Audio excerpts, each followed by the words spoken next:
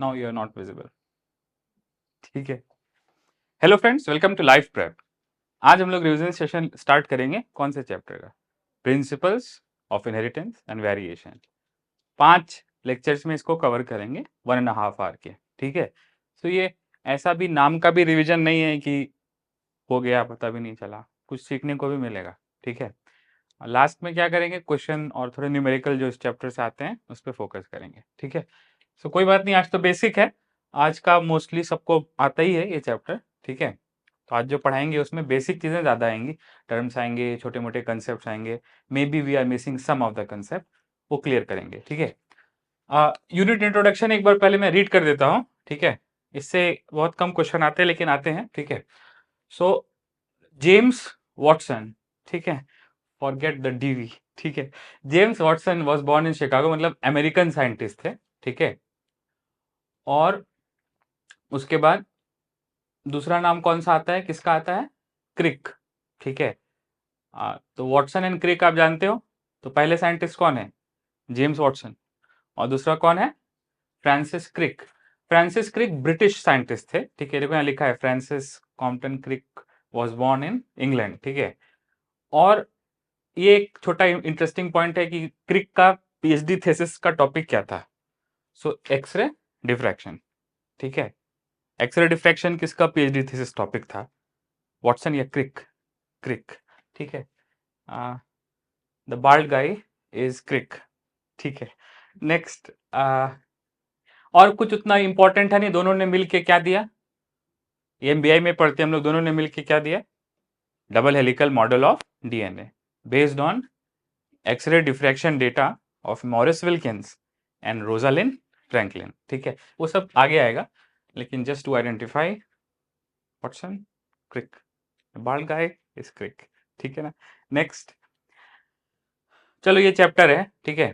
तो इसमें 2 क्वेश्चन से शुरू किया है, और इसी थीम पे मैं भी समझाने की कोशिश करता हूं। ठीक है। सो 2 क्वेश्चन जो एनसीईआरटी ने रेस किया है वो क्या है? फर्स्ट क्वेश्चन, ठीक है, कि एलिफेंट का बच्चा एलिफेंट क्यों होता है? सो एलिफेंट से अपने को क्या मिलता है? एलिफेंट। ठीक है, ऑब्वियसली। ठीक है ना। और दूसरा रेस किया है कि मैंगो प्लांट का भी नेक्स्ट जनरेशन में क्या आएगा? मैंगो से एप्पल नहीं आएगा, मैंगो से क्या आएगा? मैंगो। ठीक है। ठीक है। अब क्या बोल सकते हैं हम लोग इसको? We can simplify this question. तो पहले ऐसे समझ सकते हैं, ये कौन सी जनरेशन? लेटर से प्रीवियस जनरेशन। ठीक है, जेनजी। ठीक है। और ये कौन सी जनरेशन है? Next generation. ठीक है। ऐसे बोल सकते हैं हम लोग। अब आप देखो, इसको हम लोग क्या बोल सकते हैं? पेरेंट। इसको क्या बोल सकते हैं? ऑफस्प्रिंग। ठीक है। ये सब वर्ड्स मैं समझाने वाला हूं एनीवेज। ठीक है। Try to focus on details in today's lecture. ठीक है। तो प्रीवियस जनरेशन और नेक्स्ट जनरेशन अगर आप देखो, सो उसके बीच में जो रिलेशन है उसी को हम लोग क्या बोलते हैं? इनहेरिटेंस। क्या बोलते हैं? इनहेरिटेंस। अभी समझेंगे, we will go into detail of words, लेकिन जो रिलेशन है उसको हम लोग क्या बोलते हैं? इनहेरिटेंस। ठीक है। अच्छा, इन दोनों में जो रिलेशन है उसको हम लोग इंग्लिश में बोलते हैं फीलियल रिलेशन। कौन सा रिलेशन? Filial relation. ये तो नाम सुना होगा, F0 initial filial generation, next filial F1, next filial F2। ठीक है। तो filial is the relation between parent and the progeny, onward generation, upcoming generation का जो रिलेशन है। ठीक है। अच्छा, तो हाथी का बच्चा आखिर हाथी क्यों होता है, और मैंगो का प्रोजेनी मैंगो ही क्यों होता है? इसके साथ साथ कुछ और क्वेश्चन एनसीईआरटी ने रेस किए हैं, सम मोर इंटरेस्टिंग क्वेश्चन। अच्छा, अब ऐसा तो नहीं है कि एलिफेंट से नेक्स्ट जनरेशन में एक ही एलिफेंट आएगा। ठीक है। दूसरा एलिफेंट भी आएगा। ठीक है। इन दोनों को आपस में क्या बोलते हैं? जो सेम जनरेशन के होते हैं इनको क्या बोलते हैं? सिबलिंग्स। ठीक है ना, भाई बहन, ऐसा एनसीईआरटी ने बोला है। ठीक है। सो इनको क्या बोलते हैं हम लोग? सिबलिंग्स। ठीक है। और इसको हम लोग क्या बोलते हैं? पेरेंट। पेरेंट के रिस्पेक्ट में नेक्स्ट जनरेशन को पेरेंट के रिस्पेक्ट में क्या बोलेंगे? ऑफस्प्रिंग। ठीक है। और इन सबको अपने आप में क्या बोलेंगे? सिबलिंग्स। ठीक है ना। सो एक पेरेंट से क्या आई? Next generation. ठीक है ना। अब आते हैं वर्ड्स पे, ठीक है। तो देखो, पेरेंट और प्रोजेनी में, ठीक है, जो सिमिलैरिटी होती है उसको हम लोग क्या बोलते हैं? हेरिडिटी। क्या बोलते हैं? हेरिडिटी। सो पहला वर्ड क्या है? हेरिडिटी। हेरिडिटी, ठीक है। सो हेरिडिटी म्हणजे काय? डिसिमिलैरिटी या सिमिलैरिटी? अरे पेरेंट प्रोजेनी एक जैसे दिखते हैं ना, ये मैंगो का झाड़, ये भी मैंगो का झाड़, ठीक है। सो उसको क्या बोलेंगे? डिसिमिलैरिटी या सिमिलैरिटी? सिमिलैरिटी, ठीक है, बिटवीन पेरेंट्स एंड प्रोजेनी, उसको क्या बोलते हैं? हेरिडिटी, ठीक है। नेक्स्ट, इससे मिलता जुलता वर्ड है दूसरा, वो क्या है? इनहेरिटेंस। क्या है? इनहेरिटेंस, ठीक है। तो ध्यान से देखो, अगर आप दूर से देख रहे हो कि ये मैंगो का झाड़ है, बचपन में मैंगो हम सबने बनाया है, not like that but anyways, ठीक है। ये मैंगो प्लांट है, ये भी मैंगो प्लांट है। सो दूर से आप देख रहे हो, तो जो आप ऑब्जर्व करते हो उसको क्या बोलते हैं? फिनोमेना। अरे ये एलिफेंट है, ये एलिफेंट है, यू आर ऑब्जर्विंग कि एलिफेंट का बच्चा क्या है? एलिफेंट। तो ये तो फिनोमेना है ना, नेचर में जो ऑब्जर्व होता है उसको क्या बोलते हैं? फिनोमेना। सो जो हेरिडिटी है ये क्या है? फिनोमेना है, ठीक है। फिनोमेना, फिनोमेना मतलब नेचर में ऑब्जर्व, इसमें कोई दिमाग लगाने की जरूरत, अरे हाथी का बच्चा हाथी होगा ना, तो इसमें कुछ ऑब्जर्व करने, इसमें कुछ दिमाग लगाने का नहीं है, ठीक है। ये फिनोमेना है। फिनोमेना मतलब यू ऑब्जर्व इनहेरिटेंस या हेरिडिटी? हेरिडिटी। नेचर में आप क्या ऑब्जर्व करते हो? Heredity between parents and progeny. तो क्या लिखा है? हेरिडिटी म्हणजे काय? हेरिडिटी वो फिनोमेना है जिसमें पेरेंट्स और प्रोजेनी के कैरेक्टर्स में क्या होती है? सिमिलैरिटी, ठीक है ना। तो basically when I say similarity, I mean similarity of characters between parent and progeny. So पहले लोगों ने क्या देखा कि हाथी का बच्चा हाथी जैसा होता है, तो पहले क्या आया? हेरिडिटी। उसके बाद किसका कंसेप्ट है? इनहेरिटेंस। अब देखो, इनहेरिटेंस समझना जरूरी है। इनहेरिटेंस किसको आंसर करता है? हाउ क्वेश्चन को। कौन से क्वेश्चन को? हाउ क्वेश्चन को। कि चलो एलिफेंट है, तो एलिफेंट पहले क्या बनाएगा? गैमीट। क्या बनाएगा? गैमीट। क्या बोलते हैं गैमीट बनाने? गैमीटोजेनेसिस, ठीक है। फिर इवेंचुअली गैमीट क्या होंगे? फर्टिलाइज, तो क्या बोलते हैं? सिनगैमी। सिनगैमी से क्या बनेगा? जाइगोट, ठीक है। और फिर सिनगैमी से जाइगोट एम्ब्रियोजेनेसिस होगा, अल्टीमेटली पार्टूरिशन होगा, यू हैव बेबी एलिफेंट, ठीक है। सो ये तो क्या हो गया? ये हाउ मतलब प्रोसेस हो गया ना, ठीक है। या फिर उसको क्या बोल सकते हैं? मैकेनिज्म बोल सकते हैं ना, कि किस मैकेनिज्म से एलिफेंट से बेबी एलिफेंट बनता है, ठीक है ना। तो एक्चुअल फ्लो कौन समझा रहा है? ये व्हाइट वाला पॉइंट समझा रहा है, ठीक है। इसको हम लोग क्या बोलते हैं? इनहेरिटेंस। क्या बोलते हैं? इनहेरिटेंस। तो इनहेरिटेंस फिनोमेना है या मैकेनिज्म है? मैकेनिज्म है, ठीक है ना। सो आप दो वर्ड लिख सकते हो, या तो ऐसे लिख सकते हो मैकेनिज्म, या दूसरा वर्ड लिख सकते हो process by which characters are transmitted. Process by which characters are transmitted. कहां से कहां? Progeny to parent, parent to progeny, ठीक है ना। जैसे, ठीक है, तुम्हारे रिलेटिव्स ने देखा तुम्हारा नीट में सिलेक्शन हो गया, ठीक है, तो ये क्या है? फिनोमेना, ठीक है। लेकिन जो तुम दिन रात कर रहे हो पढ़ाई, वो क्या है? मैकेनिज्म, ठीक है ना। सो हेरिडिटी क्या है? ऑब्जर्वेशन, ठीक है ना। सो ऑब्वियसली मेंडल ने पहली बार क्या देखा? पहली बार मेंडल ने देखा क्या कि हाथी का बच्चा हाथी होता है? ये देखा क्या मेंडल ने? या फिर इस पे फोकस किया कि पी प्लांट का जो कैरेक्टर है वो नेक्स्ट जनरेशन में कैसे आता है? सो मेंडल ने किसको आंसर किया? व्हाट या हाउ? हाउ। सो मेंडल ने क्या दिया? लॉ ऑफ हेरिडिटी या law of inheritance? Law of inheritance, ठीक है। मैकेनिज्म पे फोकस। सो दो वर्ड पहले मैंने समझाए हैं। पहला वर्ड कौन सा है? हेरिडिटी, और दूसरा वर्ड कौन सा है? इनहेरिटेंस। ठीक है, अब ये चैप्टर अगर आप फोकस करो तो इसमें पूरा नाम क्या है? Principles of inheritance and variation. So एक वर्ड और आ गया, वो क्या है? वेरिएशन। अब वेरिएशन क्या है? So variation, I think all of us will agree कि सिमिलरिटी को नहीं बोलते, किसको बोलते?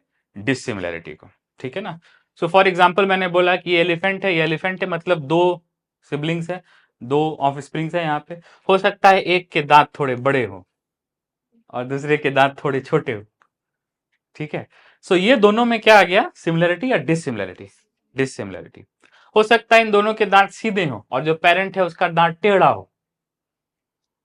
ठीक है, तो ये क्या आ गया? वेरिएशन। सो वेरिएशन किसमें है?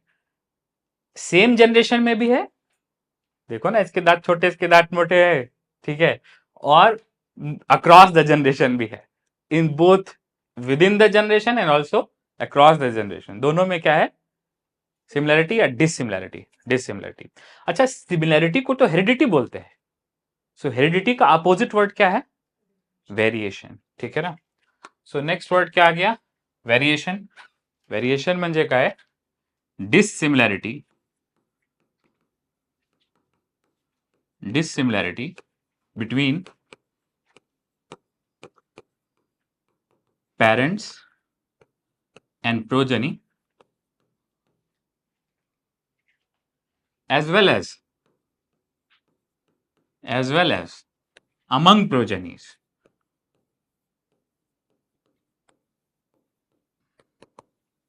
प्रोजेनीज के अंदर भी और पेरेंट्स से प्रोजेनी में भी क्या आता है? वेरिएशन। ठीक है ना? वेरिएशन। ठीक है, अगर एमबीआई चैप्टर पढ़ रहे होते तो हम लोग बात करते हैं वेरिएशन के कॉजेस पे। ठीक है ना? Let us talk about few causes कि आखिर वेरिएशन क्यों आता है। ठीक है, ये अभी मैं पीआईवी नहीं पढ़ा रहा हूं, ये थोड़ा सा मैं एमबीआई पे डिटूर ले रहा हूं। So why variation, why variation अगर, तो इसका कुछ रीजन आप दे सकते हो पहले की नॉलेज से। पहला रीजन आप क्या दे सकते हो? Why there is variation? What can be the very first reason which you can give?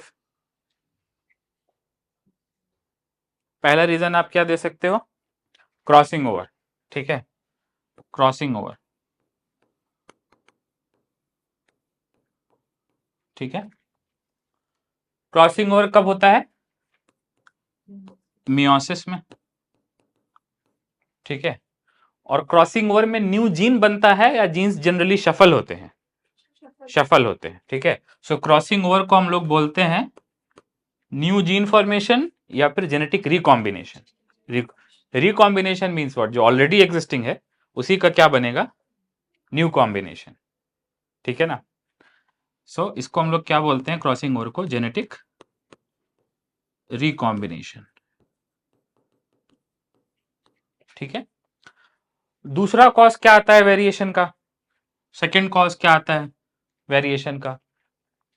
वो है बाई पेरेंटल नेचर।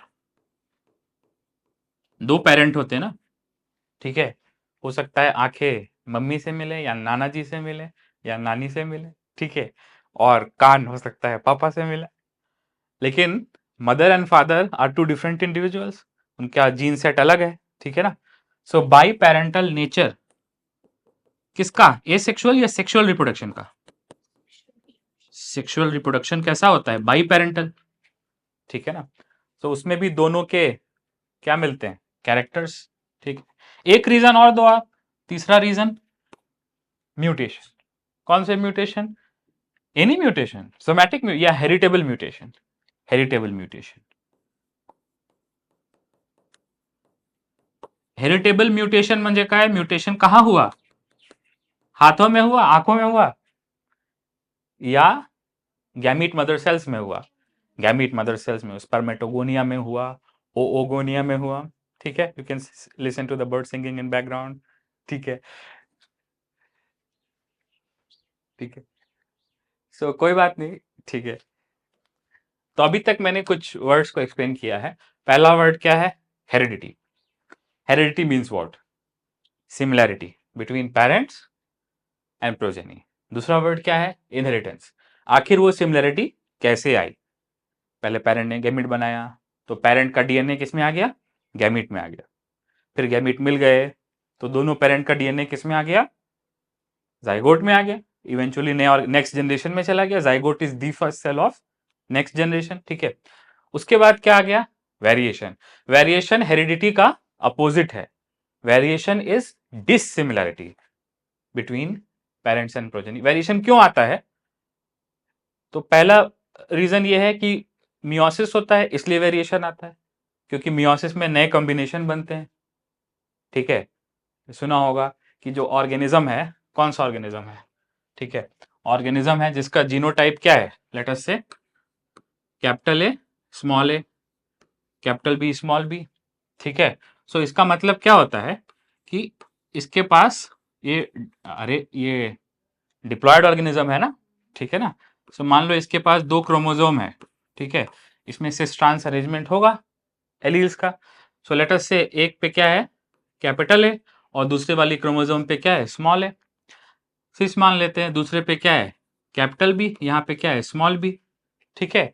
अगर इस तरह का अरेंजमेंट होता तो विदाउट मियोसिस या विदाउट क्रॉसिंग ओवर सिर्फ 2 ही तरह के कॉम्बिनेशन तो बनते ना, ठीक है। विदाउट क्रॉसिंग ओवर कौन कौन से बनते, कैपिटल ए कैपिटल बी और स्मॉल ए स्मॉल बी। अरे अगर क्रॉसिंग ओवर नहीं होता तो ये दोनों क्रोमोसोम क्या हो जाते, सेपरेट होते ना।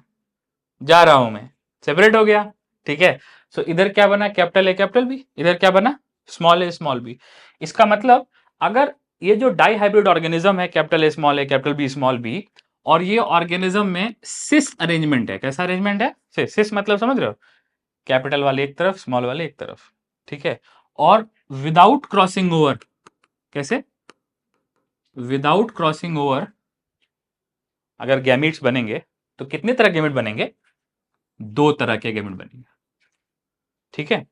लेकिन अगर क्रॉसिंग ओवर हो जाए जस्ट बाय चांस, अगर क्या हो जाए क्रॉसिंग ओवर, तो लेट अस से स्मॉल बी कहां चला गया, ऊपर, और कैपिटल बी कहां आ गया, नीचे चला। स्मॉल बी गया ऊपर और कैपिटल बी आया नीचे। सो उस केस में आप देखो कि क्या अरेंजमेंट हो गया है, capital A small A capital B, ठीक है ना। और इस बार देखो कॉम्बिनेशन क्या हो गया है, कैपिटल ए कैपिटल बी का भी हो गया है। इसका मतलब इस बार 2 तरह के नहीं 4 तरह के गैमेट बनेंगे, ठीक है। मतलब विथ क्रॉसिंग ओवर कितने तरह के गैमेट बनेंगे, 4 तरह के गैमेट बनेंगे। कौन कौन से गैमेट बनेंगे, capital A capital B small B, तो ओरिजिनल कॉन्फ़िगरेशन में था, सिस कॉन्फ़िगरेशन में। अभी ये नया कौन सा आ गया, कैपिटल ए स्मॉल बी और स्मॉल ए कैपिटल बी। मेरा आप लोगों से यही क्वेश्चन है कि ये दोनों गैमेट किस प्रोसेस की वजह से बन रहे हैं, क्रॉसिंग ओवर। आप देख रहे हो ना, ठीक है। सो पहला वेरिएशन का कॉज क्या है, क्रॉसिंग ओवर। क्रॉसिंग ओवर में ए बी ही रहता है, लेकिन नया कॉम्बिनेशन बन जाता है। जैसे ओरिजिनल कॉम्बिनेशन क्या था, capital A capital B small B, लेकिन न्यू कॉम्बिनेशन क्या बन गया, capital A capital A small A capital B. So वो क्या है, जेनेटिक रिकॉम्बिनेशन। दूसरा क्या है, पेरेंटल बाई पेरेंटल नेचर, क्योंकि 2 ऑर्गेनिज्म है और दोनों का जीनोटाइप क्या होगा, वेरी लाइकली डिफरेंट होगा, ठीक है ना। सो उससे भी वेरिएशन आता है। और नेक्स्ट तीसरा क्या है, हेरिटेबल म्यूटेशन। म्यूटेशन से नया जीन भी बनता है, ठीक है ना। उसको कौन सा जीन बोलेंगे, नॉर्मल जीन या म्यूटेंट जीन, म्यूटेंट जीन। कभी कभी म्यूटेशन साइलेंट होते हैं, कभी कभी उनका कैरेक्टर्स पे असर होता है, ठीक है। कभी कभी म्यूटेशन इनहेरिट भी होते हैं, ठीक है। तो यहाँ पे कौन सा म्यूटेशन है जिससे वेरिएशन आएगा, हेरिटेबल म्यूटेशन, सोमैटिक वेरिएशन नहीं, हेरिटेबल, जो जर्म लाइन सेल्स में हो, जो गैमीट मदर सेल में हो, ठीक है। चलो इसके बाद कुछ और वर्ड्स आ गए, let me bring about some more words. Next word कौन सा है, नेक्स्ट वर्ड है लेट अस से, हाँ वर्सेस लेके पढ़ते हैं। नेक्स्ट वर्ड कौन सा है, progeny versus offspring. Progeny versus offspring, ठीक है। अब ये दोनों बहुत रिलेटेड वर्ड है, ठीक है। और ये दोनों को मतलब एवरीडे जेनेटिक लैंग्वेज में हम लोग कैसे यूज करते हैं, इंटरचेंजेबली। मतलब एवरीडे लैंग्वेज में इनमें कोई अंतर नहीं, ठीक है, एवरीडे लैंग्वेज में इसमें कोई बहुत बड़ा अंतर नहीं है, ठीक है। हाँ, अगर इसको थोड़ा स्क्रूटिनाइज किया जाए तो इसमें अंतर दिख जाएगा। प्रोजेनी हम लोग बोलते हैं इंग्लिश में काउंटेबल है या अनकाउंटेबल है? अनकाउंटेबल है, ठीक है। और ऑफ स्प्रिंग हम लोग बोलते हैं काउंटेबल, ठीक है। तो काउंटेबल रहता है तो क्या बोलते हैं? Of spring. और अनकाउंटेबल रहता है तो क्या बोलते हैं? प्रोजेनी। ये सबसे सिंपल डिफरेंस है। अगर कोई ऐसा बोले कि प्रोजेनी सेक्सुअल प्रोडक्ट है, ऑफ स्प्रिंग सेक्सुअल प्रोडक्ट नहीं है, तो भी रॉन्ग है। तो first of all it should be very clear कि प्रोजेनी और ऑफ स्प्रिंग में सिर्फ एक अंतर है और वो लिंग्विस्टिक अंतर है। प्रोजेनी जनरली किसमें यूज होता है? अनकाउंटेबल, जहां आप नंबर नहीं बोल सकते, और इसमें नंबर, ऑफ स्प्रिंग में नंबर बोल सकते हैं, ठीक है। जैसे एक स्लोगन है, हम दो हमारे दो, ठीक है। सो नंबर आ गया ना दो, तो वो क्या बोलेंगे? हम दो हमारे दो क्या? प्रोजेनी या of spring? Of spring.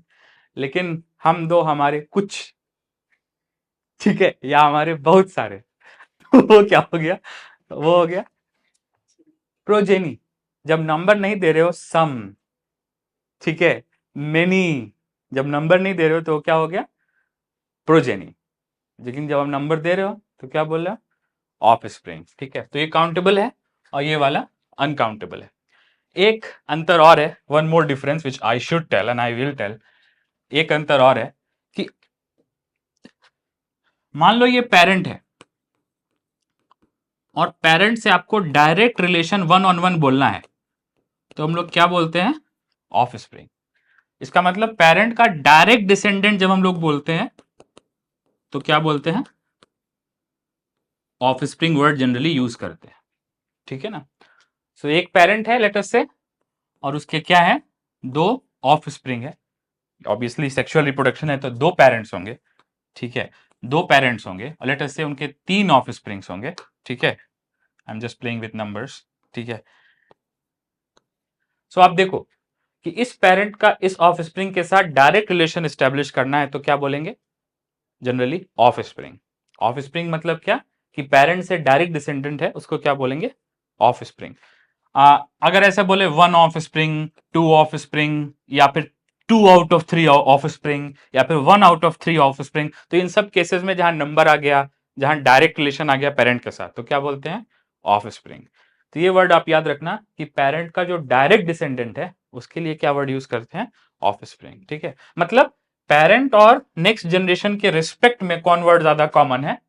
Of spring, ठीक है ना। अच्छा, दूसरा कि प्रोजेनी जो है उसमें पेरेंट, ऑब्वियसली प्रोजेनी वाले केस में भी पेरेंट होगा, ठीक है। मान लो यहां पे भी क्या है? दो पेरेंट होंगे, ठीक है। लेकिन जब हम लोग प्रोजेनी वर्ड यूज करते हैं या प्रोजेनीज वर्ड यूज करते हैं तो हम लोग जनरली रिलेशन पे नहीं, सिर्फ उस जनरेशन के बारे में बात करते हैं, ठीक है। इसका मतलब जब नेक्स्ट जनरेशन को जस्ट प्रीवियस जनरेशन से रिलेट करना होगा तो कौन सा वर्ड यूज करते हैं? Of spring. और जब रिलेट नहीं करना होगा, सिर्फ इसी के बारे में बात करेंगे, तो वर्ड कौन सा यूज करते हैं? Progenies. When you tail horizontal relation between in the same generation, तो वर्ड क्या यूज करते हैं? प्रोजेनीज। और जब पिछले जनरेशन से रिलेट करके बोलते हैं तो वर्ड क्या यूज करते हैं? Of spring. ये छोटे से वेरी थिन लाइन है दोनों में अंतर का। तो पहला अंतर मैंने क्या बताया? प्रोजेनी जनरली अनकाउंटेबल है और ऑफ स्प्रिंग जनरली काउंटेबल है। और जब रिलेशन के वाइज बोलना होता है डायरेक्ट डिसेंडेंट के फॉर्म में, तो क्या बोलते हैं? Of spring. और जब रिलेशन नहीं बोलना होता है, सिर्फ सेम जनरेशन में बात करनी होती है, तो क्या बोलते हैं? Progenies. some progenies were having brown coat, some progenies were having white coat। तो ये जब एक, अच्छा, और जब पिछले वाले से रिलेट करके बोलना रहता है, ठीक है, कि this character in the of spring came from parent, तो पिछले वाले से रिलेट करके बोलना होता है तो वर्ड क्या यूज करते हैं? Of spring. और अगर उसी जनरेशन में खेलना होता है तो वर्ड क्या यूज करते हैं? Progeny. So in a sense of spring is a vertical word and progeny is a horizontal word, ठीक है ना, इन अ सेंस, ठीक है। चलो एनसीईआरटी पे आते हैं। क्या तुमने कभी सोचा है, Surya, have you ever thought कि हाथी का बच्चा हाथी क्यों होता है? ठीक है। and why mango seed give rise to only mango, why not? So given that they do, are the offspring identical to the parent? अब ये identical मतलब क्या होता है? Exactly same, not somewhat same, exactly same. तो identical word का meaning क्या है यहाँ पे? 100% सेम, और क्वेश्चन पूछा है, तो इसका आंसर क्या होगा? Are offspring identical to their parents? 100% same? No. Similarity वाले एंगल को क्या बोलते हैं? हेरिडिटी. और डिसिमिलैरिटी वाले एंगल को क्या बोलते हैं? Variation. No, because there is variation. और do they show differences in their characters?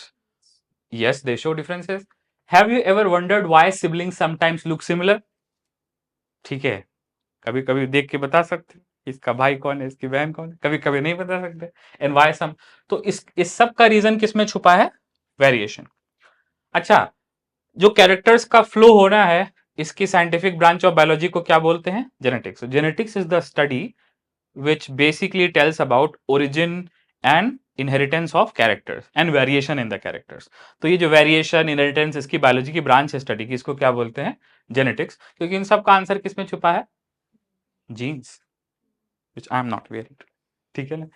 तो नेक्स्ट सब्जेक्ट जो जेनेटिक्स है वो किसमें डील करता है?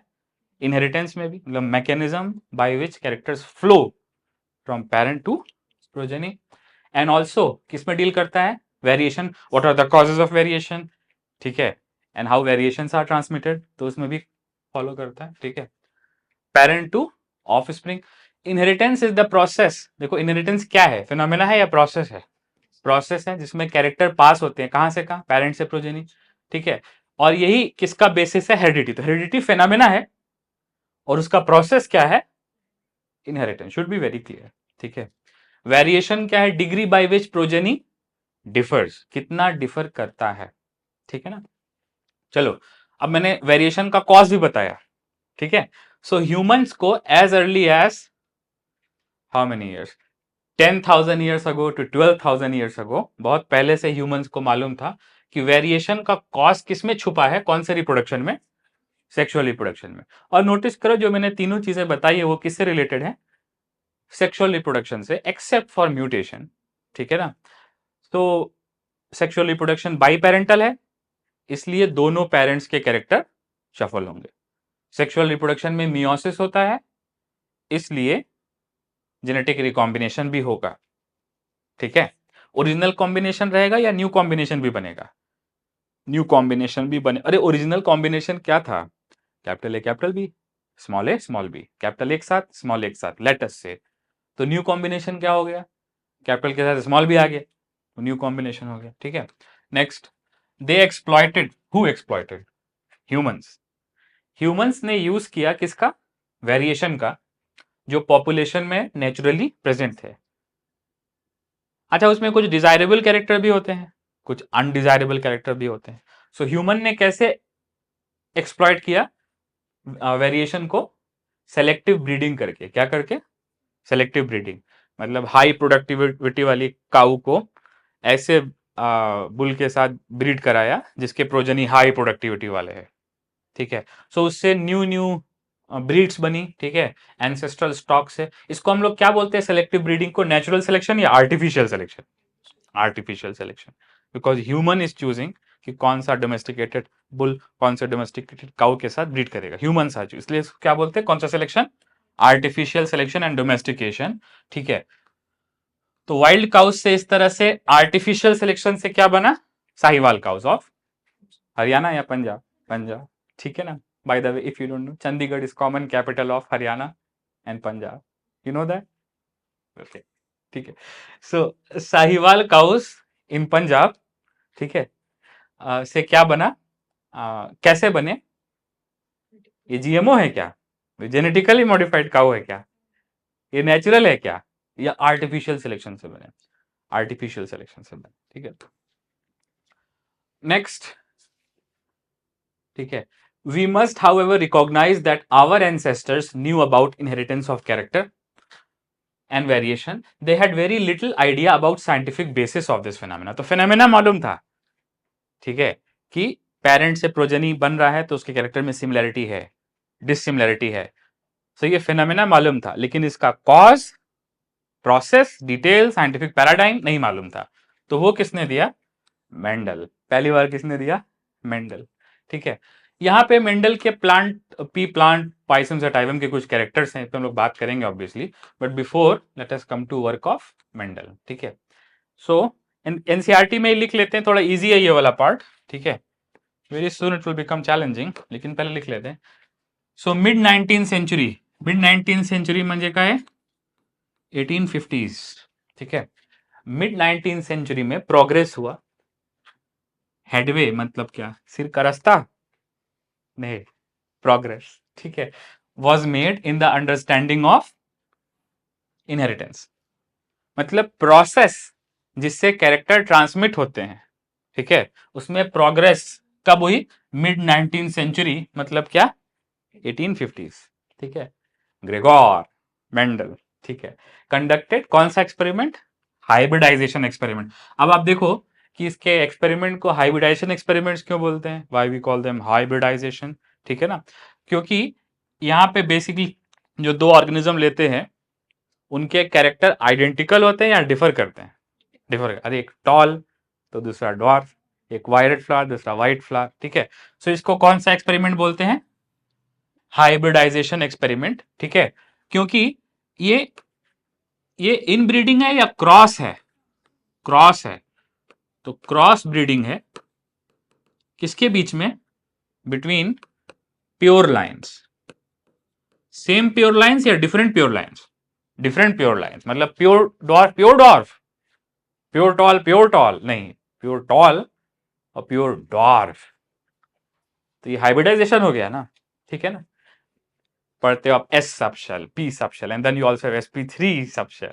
ठीक है ना, तो हाइब्रिड ऑर्बिटल बोलते हैं ना उसको। ठीक है ना, सो 1850s में प्रोग्रेस हुआ इनहेरिटेंस में, mainly driven by the work of Mendel. तो मेंडल का एक्सपेरिमेंट कैसा था? Hybridization assertion. Mendel performed hybridization experiments. तो इसका रीजन क्या होगा? Because Mendel cross bred different pure lines, same pure line नहीं, डिफरेंट प्योर लाइन्स। ठीक है, और किस पे किया? Garden pea. Don't confuse garden pea with sweet pea, sweet pea अलग होता है, उसको बोलते हैं लेथाइरस ओडोरेटस, लेकिन ये कौन सा पी है? Garden pea. गार्डन पी को हम लोग क्या बोलेंगे? Pisum sativum. ठीक है, Pisum sativum. Can you tell me इसका परिवार कौन सा परिवार? Pea family, Fabaceae. ठीक है, फैबेसी की सुपर फैमिली कौन सी है? लेग्यूमिनोसी। ठीक है, और फैबेसी का पुराना नाम क्या है? पेपिलियोनोडेई। इसे मालूम है नहीं मालूम है? नहीं मालूम किसको? हाँ चलता है। ठीक है, दो मतलब मल्टीपल फॉर्म में नाम होता है। ठीक है, ठीक है, अब मेरा नाम वामिक है, तो मैं बैंक पे नाम लिखने जाता हूँ तो कोई लिखता है WAMIQ, कोई लिखता है WMIK, कोई लिखता है VALMIK, तो मिस मिस स्पेलिंग भी होता है ना। ठीक है, सो इसका परिवार कौन सा परिवार है? Fabaceae, Fabaceae. ठीक है, और दूसरा नाम क्या बोल सकते हैं इसका? पेपिलियोनोइडी। इंटरेस्टिंग, पेपिलियोनेसी भी बोल सकते हैं। ठीक है, और इसकी सुपर फैमिली कौन सी है, या इसे मतलब बड़ी फैमिली कौन सी है? Leguminosae, Leguminosae. ठीक है, सो इसको हम इसके सीड को की वजह से इसको हम लोग लेग्यूम्स भी बोलते हैं। ठीक है, इसके फ्रूट को हम लोग क्या बोलते हैं? Pod.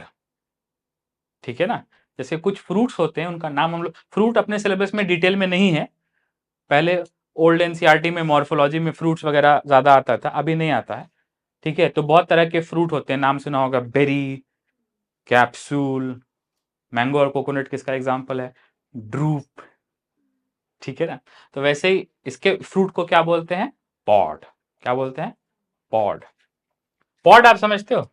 Pod as in sleeping pod, जैसे रेलवे में क्या होता है? केबिन होता है, स्लीपिंग पॉड। ठीक है, सो पॉड मतलब एक एंक्लोज्ड एरिया, ठीक है। कोई कुछ कम्युनिटीज में क्या होता है, कोई मर गया उसको बक्से में बंद कर देते, ठीक है। सो कॉफिन भी किसका एग्जाम्पल है, पॉड का, ठीक है। सो आप नोटिस करो कि इसका जो फ्रूट है उसके अंदर इसके सीड लग रहा है बंद है, तो इसको भी क्या बोलते हैं, पॉड, ठीक है ना। एनीवेज, तो मेंडल ने एक्सपेरिमेंट कितने साल किया, 7 साल, थाला फॉर अ रीजन, ठीक है ना। 1856 से 1863, you have to remember 4 years and 3 years, 7 years, and proposed laws of inheritance, ठीक है। सो मेंडल के एक्सपेरिमेंट की जो मेरिट है और डीमेरिट है वो क्या है, I think we all should write this, ठीक है ना। Merit versus demerit, merit versus demerit of Mendel, कौन सा एक्सपेरिमेंट, प्योर लाइन एक्सपेरिमेंट या हाइब्रिडाइजेशन, हाइब्रिडाइजेशन एक्सपेरिमेंट, ठीक है। सो लेफ्ट साइड में मैं मेरिट्स लिख दे रहा हूं, ठीक है, और राइट साइड में मैं इसकी डीमेरिट्स लिख दे रहा हूं, ठीक है। ये असर्शन रीजन में काम आएगा। अच्छा, डीमेरिट्स थोड़ा सा दूसरे चैप्टर में भी दी हुई है, ठीक है। इस चैप्टर में क्रोमोसोमल थ्योरी में भी दिया हुआ है डीमेरिट्स, ठीक है ना। तो मालूम होगा कि मेंडल के वर्क के 100 साल बाद उसके वर्क की रीडिस्कवरी हुई थी, ठीक है ना, टेशर मैक, ठीक है, वो सब हम लोग बाद में पढ़ेंगे, ठीक है। सो मेरिट्स क्या है, सो पहली मेरिट है large sample size, large sample size. अगर सैंपल साइज बड़ी है और उस पर मेंडल का रूल काम कर रहा है तो इसका मतलब ये गेस वर्क नहीं है, ये रिलायबल वर्क है, ठीक है। सो लार्ज सैंपल साइज से क्या आती है, रिलायबिलिटी, ठीक है। सो एक दो पेड़ पे नहीं किया, हंड्रेड्स ऑफ प्लांट्स पे किया। सो लार्ज सैंपल साइज से क्या आती है, रिलायबिलिटी।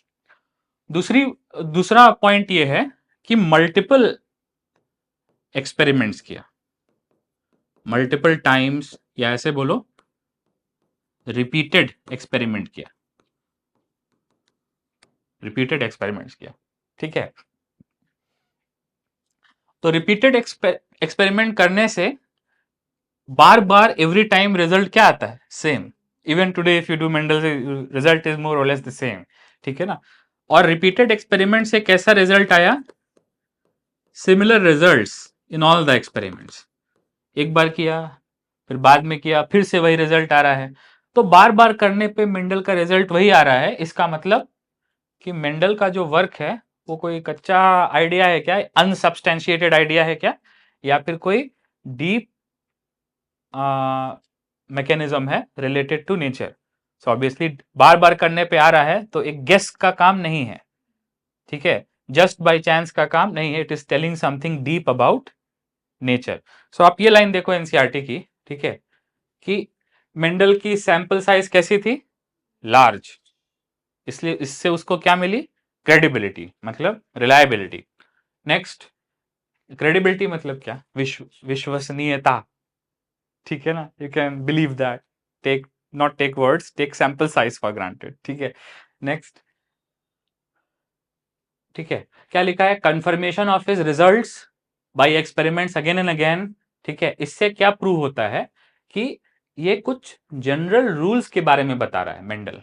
मेंडल का experiment is a guess work, is just by chance, या फिर कोई जनरल रूल के बारे में बता रहा है, जनरल रूल के बारे में बता रहा है, रेदर देन अनसब्सटेंशिएटेड आइडियाज। मतलब जिसका कोई आधार ना हो, आधार कार्ड नहीं, आधार, जिसका कोई आधार ना हो उसको क्या बोलेंगे, नो मटेरियल एविडेंस, उसको क्या बोलेंगे, unsubstantiated idea.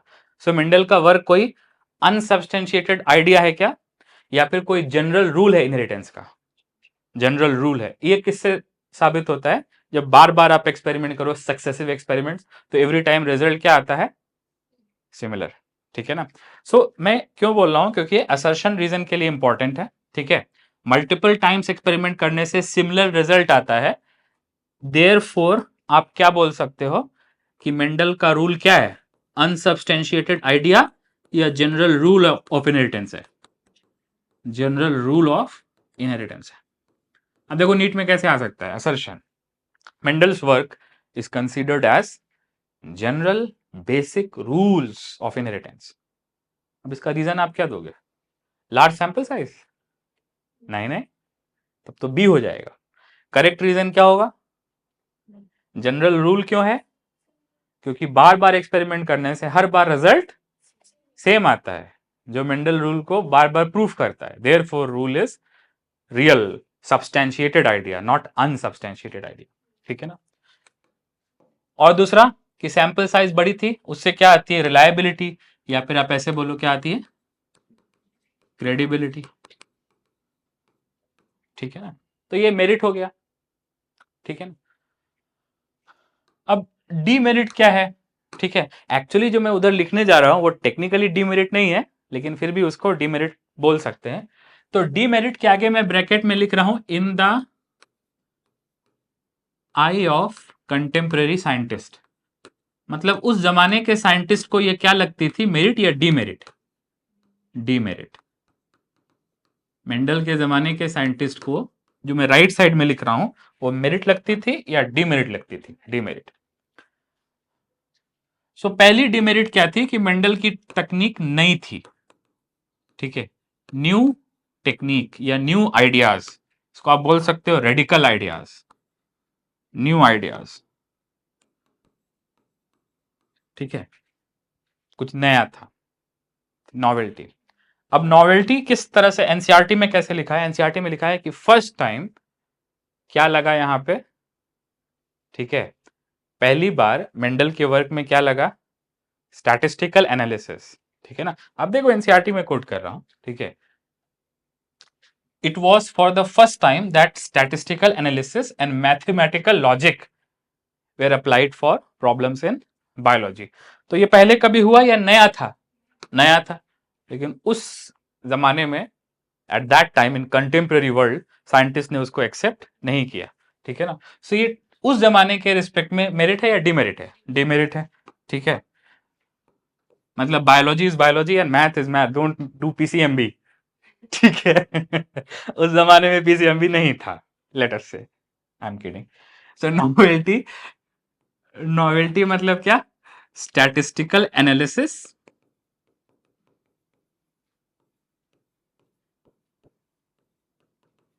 And mathematical logic, statistical analysis and mathematical logic.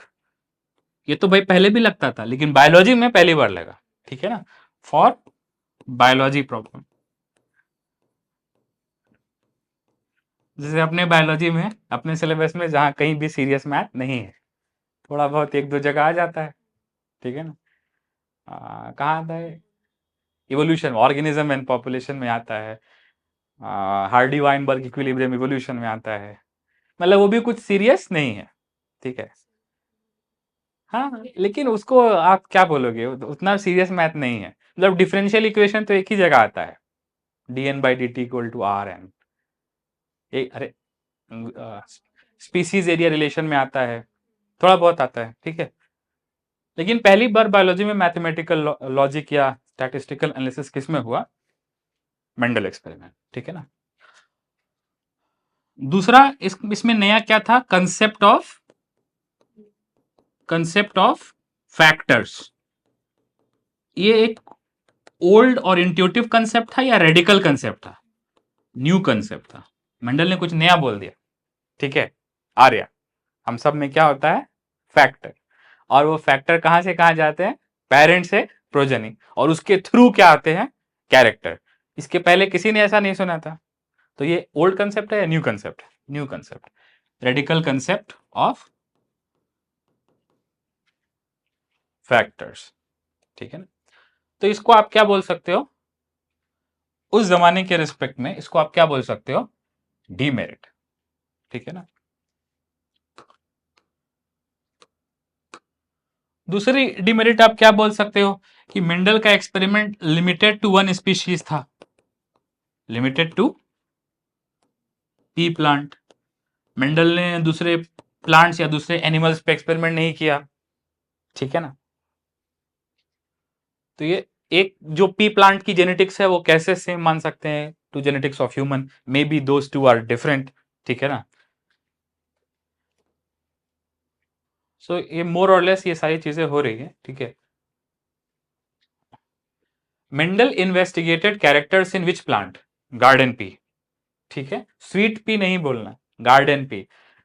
और वो कौन से कैरेक्टर चूज किए मेंडल ने जो दो फॉर्म में आते हैं, मैनिफेस्टेड मतलब presents, presents in which form, two forms, ठीक है ना। मैनिफेस्टेड मतलब प्रेजेंट्स, तो मेंडल ने कौन से कैरेक्टर चूज किए जो दो फॉर्म में आते हैं, जैसे फॉर एग्जांपल स्टेम हाइट, या तो टॉल या तो डॉर्फ, ठीक है ना। और इन दोनों को आप विजिबली देख के बता सकते हो कौन टॉल है और कौन डॉर्फ है, ठीक है ना। इस पे मैं बात करने वाला हूं। सो ये कैरेक्टर्स रैंडमली सेलेक्ट हुए या मेंडल ने सेलेक्ट किए, मेंडल ने सेलेक्ट किए। सो नेक्स्ट लाइन हम लोग क्या लिख सकते हैं, मेंडल, मेंडल मतलब आर्टिफिशियल, ठीक है ना। मेंडल सेलेक्टेड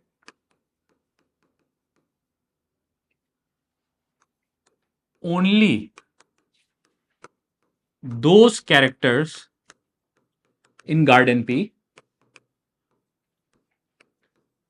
मेंडल ने गार्डन पी में वही कैरेक्टर सेलेक्ट किया दैट, जो कि दो फॉर्म में आते हैं, दैट मैनिफेस्ट्स एज टू, कौन सा ट्रेट, कॉन्ट्रास्टिंग ट्रेट्स, ठीक है, टू कॉन्ट्रास्टिंग ट्रेट्स। इसका मतलब एक कैरेक्टर होगा और उसके दो फॉर्म होंगे, ठीक है ना, उनको हम लोग क्या बोलेंगे, ट्रेट्स, ठीक है ना। सो एक होगा लेट अस से डोमिनेंट ट्रेट, डोमिनेंट के बारे में बाद में बात करेंगे, एक होगा डोमिनेंट ट्रेट और दूसरा क्या होगा, रिसेसिव ट्रेट। अब मेरा सवाल यह है कि इन दोनों को कंट्रास्टिंग ट्रेट्स क्यों बोलते हैं, क्योंकि ये दोनों देख के आप बता सकते हो कौन सा वाला फर्स्ट कैटेगरी को बिलोंग करता है, कौन सा वाला सेकेंड कैटेगरी को बिलोंग करता है, ठीक है। So therefore they are called कौन सा ट्रेट, कंट्रास्टिंग ट्रेट्स, ठीक है। सो अभी जो मैं बता रहा हूं बहुत इंपॉर्टेंट है, मेंडल ने रैंडमली एक्सपेरिमेंट्स नहीं किए, मेंडल ने पहले कैरेक्टर को सेलेक्ट किया गार्डन पी में, कौन से कैरेक्टर को प्रेफरेंस दिया, कौन से कैरेक्टर को सेलेक्ट किया, वो कैरेक्टर जो प्रेजेंट होते हैं दो कंट्रास्टिंग फॉर्म्स में, एक कैरेक्टर होगा और उसके दो फॉर्म होंगे, जनरली एक डोमिनेंट होगा दूसरा रिसेसिव होगा, और उन दोनों को कंट्रास्टिंग क्यों बोलते हैं, क्योंकि आप ऑब्जर्व करके बता सकते हो कौन सा वाला किस कैटेगरी में आता है। अब यहां पे मैं एक ऐसा पॉइंट बताता हूं जो जनरली अपने सिलेबस में टच नहीं होता, लेकिन मैं बता देता हूं। जैसे फॉर एग्जांपल डोमिनेंट ट्रेट क्या है, टॉल, और रिसेसिव ट्रेट क्या है, ड्वार्फ या फिर शॉर्ट स्टेम, ठीक है ना, शॉर्ट या फिर ड्वार्फ, ठीक है ना। अब बेसिकली आप बताओ ये दो फॉर्म टॉल और शॉर्ट किसके हैं, कौन से, फ्लावर कलर के या स्टेम हाइट के, स्टेम हाइट के। स्टेम की हाइट या तो टॉल होगी और या तो शॉर्ट होगी, ड्वार्फ होगी। सो इंटरेस्टिंग बात ये है कि ये जो टॉल है, ये जो ड्वार्फ है या शॉर्ट है, ठीक है। अब इसमें एक सवाल अगर पूछे कि ये कितना टॉल है और ये कितना शॉर्ट है, कितना ड्वार्फ है, सो अनफॉर्चुनेटली ये गुड क्वेश्चन नहीं है।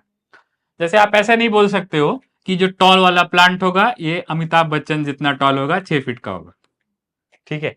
और ऐसे नहीं बोल सकते हो कि जो शॉर्ट प्लांट होगा वो कितने फीट का होगा, 3 फीट का होगा, दो, I don't know, you are telling height of Jaya Bachchan और ठीक, ठीक है।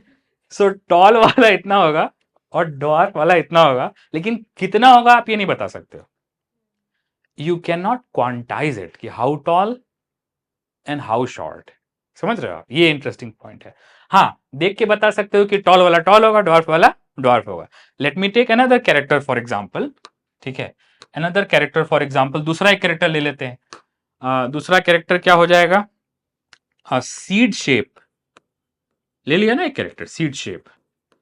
अब ये जो सीड शेप है ये दो फॉर्म में आती है, एक कौन से फॉर्म में आती है, राउंड, और दूसरे कौन से फॉर्म में आती है, रिंकल्ड। मैं फिर से सवाल पूछ सकता हूं कि राउंड और रिंकल्ड को कंट्रास्टिंग क्यों बोलते हैं, because they look very different. आप देख के बता सकते हो कि ये राउंड है और ये रिंकल्ड है, ठीक है, ठीक है। अब सवाल ये है कि ये वाला राउंड है तो कितना राउंड है, ठीक है ना, उसका सरफेस एरिया का 4πr² राउंड, ठीक है ना। ये वाला कितना राउंड है, ये वाला कितना रिंकल्ड है। How wrinkled and how round is a bad question, ठीक है। हाँ, ये राउंड है, ये रिंकल्ड है। अच्छा, अगर ये फ्लावर कलर होता तो ये क्या होता, वॉयलेट और ये व्हाइट।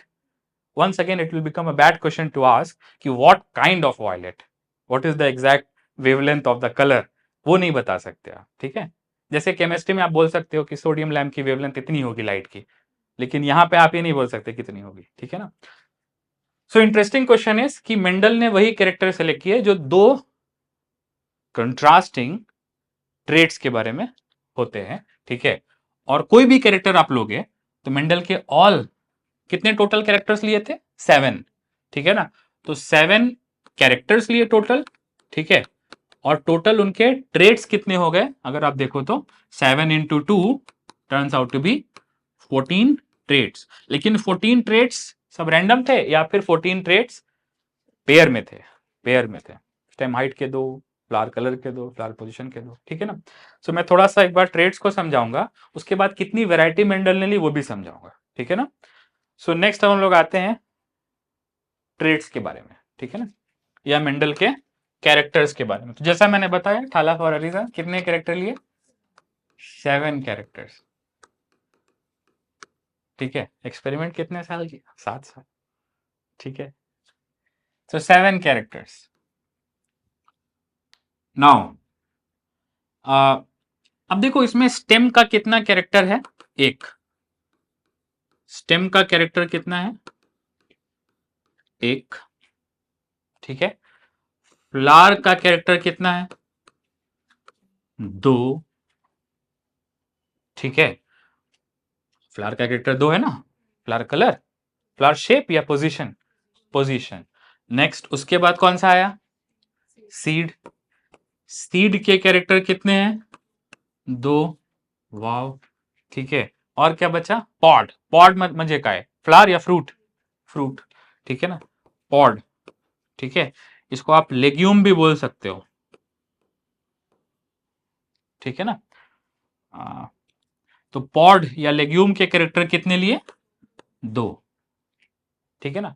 अच्छा, सीड वाला कैरेक्टर जो है वो बड़ा इजी है, और पॉड वाला भी इजी है, क्योंकि पहला वाला क्या था, सीड का शेप, और दूसरा वाला क्या था, सीड का कलर, ठीक है। पॉड में भी वही है, ठीक है। पॉड का शेप फूला फूला होगा तो क्या बोलेंगे, इन्फ्लेटेड। चिकड़ा होगा तो क्या बोलेंगे, कंस्ट्रिक्टेड, रिंकल्ड, ठीक है। शेप और इधर भी क्या, कलर। फ्लावर में जो थे वो एक तो फ्लावर का कलर था और दूसरा फ्लावर का पोजीशन था, पोजीशन। और स्टेम में एक ही था, स्टेम की हाइट, स्टेम की हाइट मतलब स्टेम की लेंथ ऑफ एक्सेस, ठीक है ना। तो ये सब सबसे आसान किसको समझना है, स्टेम हाइट को, ऑब्वियसली ये प्लांट होगा, अमिताभ बच्चन, दिस इज जया बच्चन, ठीक है ना। दूसरा क्या होगा, फ्लावर कलर, ठीक है। तो फ्लावर कलर भी इजी है, ठीक है। एक प्लांट में बना था, अब नोटिस करो जब मैं फ्लावर कलर बना रहा हूं तो मैं स्टेम हाइट को डिफरेंट ले रहा हूं या सेम ले रहा हूं, सेम। इसका मतलब जब जिस कैरेक्टर को आप पढ़ रहे हो उसी के 2 वैरायटी लेना है, लेकिन वो अदर कैरेक्टर्स में क्या होने चाहिए, सेम। अभी मैं कौन सा कैरेक्टर पर बताने जा रहा हूं, फ्लावर कलर। सो मैं बाकी सारे कैरेक्टर्स को क्या लूंगा, same, which means their height should be same, their seed and their pot should be same, their flower position should also be same, but only which character should differ, flower colour. बाकी के सारे कैरेक्टर्स क्या होने चाहिए, same. सो आप imagine करो बाकी सारे कैरेक्टर सेम है, बस क्या अंतर आ रहा है, फ्लावर की पोजीशन का या कलर का, कलर का, ठीक है ना। सो एक केस में क्या आएगा, लेट अस से वॉयलेट, ठीक है, दिस इज वॉयलेट, वॉयलेट, ठीक है। और दूसरा वाला कौन सा आएगा, white. Imagine this is flower, does not look like flower, just imagine, ठीक है, कि ये क्या है, व्हाइट, ठीक है ना। अब वॉयलेट वाला, ठीक है, क्योंकि वी छोटे बड़े में अंतर नहीं दिखता है इसलिए जनरली डब्ल्यू से भी लिखते हैं, ठीक है, वॉयलेट, और दूसरा कौन सा, व्हाइट लेटर से, ठीक है ना। सो आप नोटिस करो कि इन दोनों फ्लावर की पोजीशन सेम है, स्टेम हाइट सेम है, बाकी सारे कैरेक्टर सेम होंगे, सिर्फ किस में डिफर कर रहे हैं, फ्लावर के कलर में।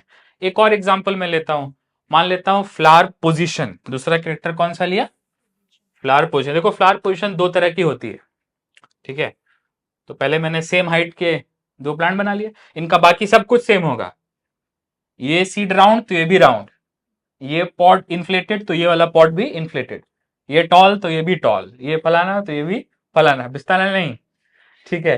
तो सारे कैरेक्टर्स क्या होंगे, सेम, बस डिफर किस में करेंगे, फ्लावर पोजीशन।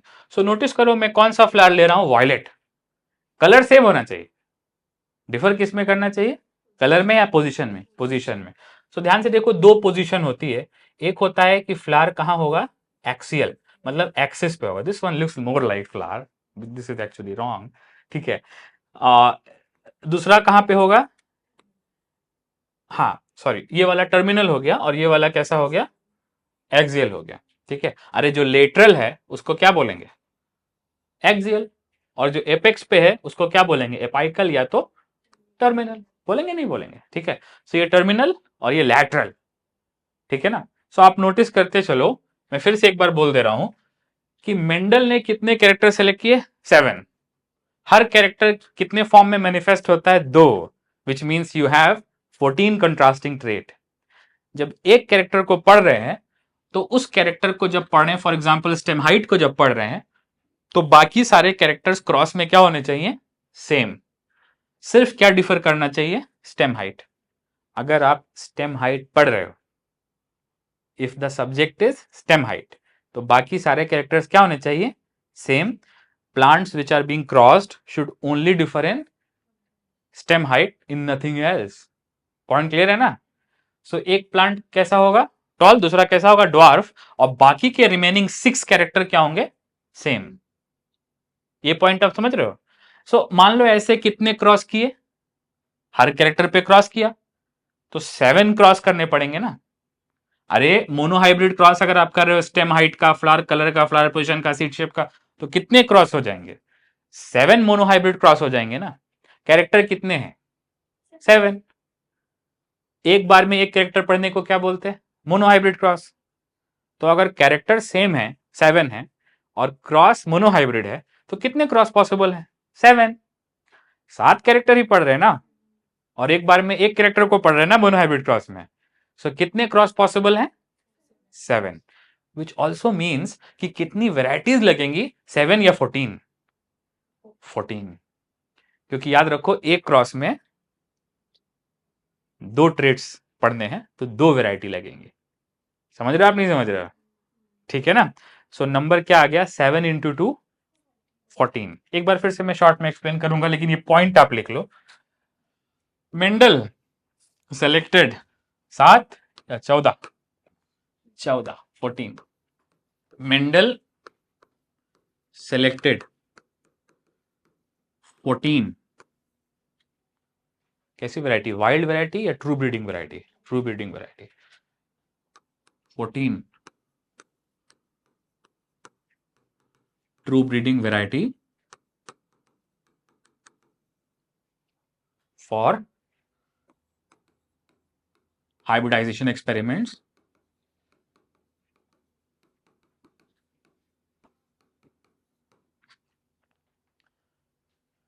तो सवाल ये है कि 14 ट्रू ब्रीडिंग वैरायटीज क्यों ली, ठीक है ना। सो ध्यान से सुनना, एक क्रॉस के लिए, मोनोहाइब्रिड क्रॉस की बात कर रहा हूं, तो कितने कैरेक्टर लगेगा, एक कैरेक्टर लगेगा ना एक क्रॉस में, ठीक है। सो एक क्रॉस में एक कैरेक्टर स्टडी होगा, स्टडी 1 कैरेक्टर, ठीक है। अब 1 कैरेक्टर में कितने ट्रेट हैं, 2 ट्रेट हैं, तो एक क्रॉस में कितने ट्रेट हो गए, 2 ट्रेट हो गए, ठीक है ना। तो कितनी वैरायटी लगेगी एक क्रॉस में? एक वैरायटी या 2 वैरायटीज? 2 वैरायटीज। अब ये जो 2 वैरायटीज होंगी ये किस में डिफर करेंगे? Only in 1 character. एक टॉल तो दूसरा ड्वार्फ। बाकी के सारे कैरेक्टर क्या होंगे? सेम। सो ये जो 2 वैरायटीज हैं ये किस में डिफर कर रही हैं?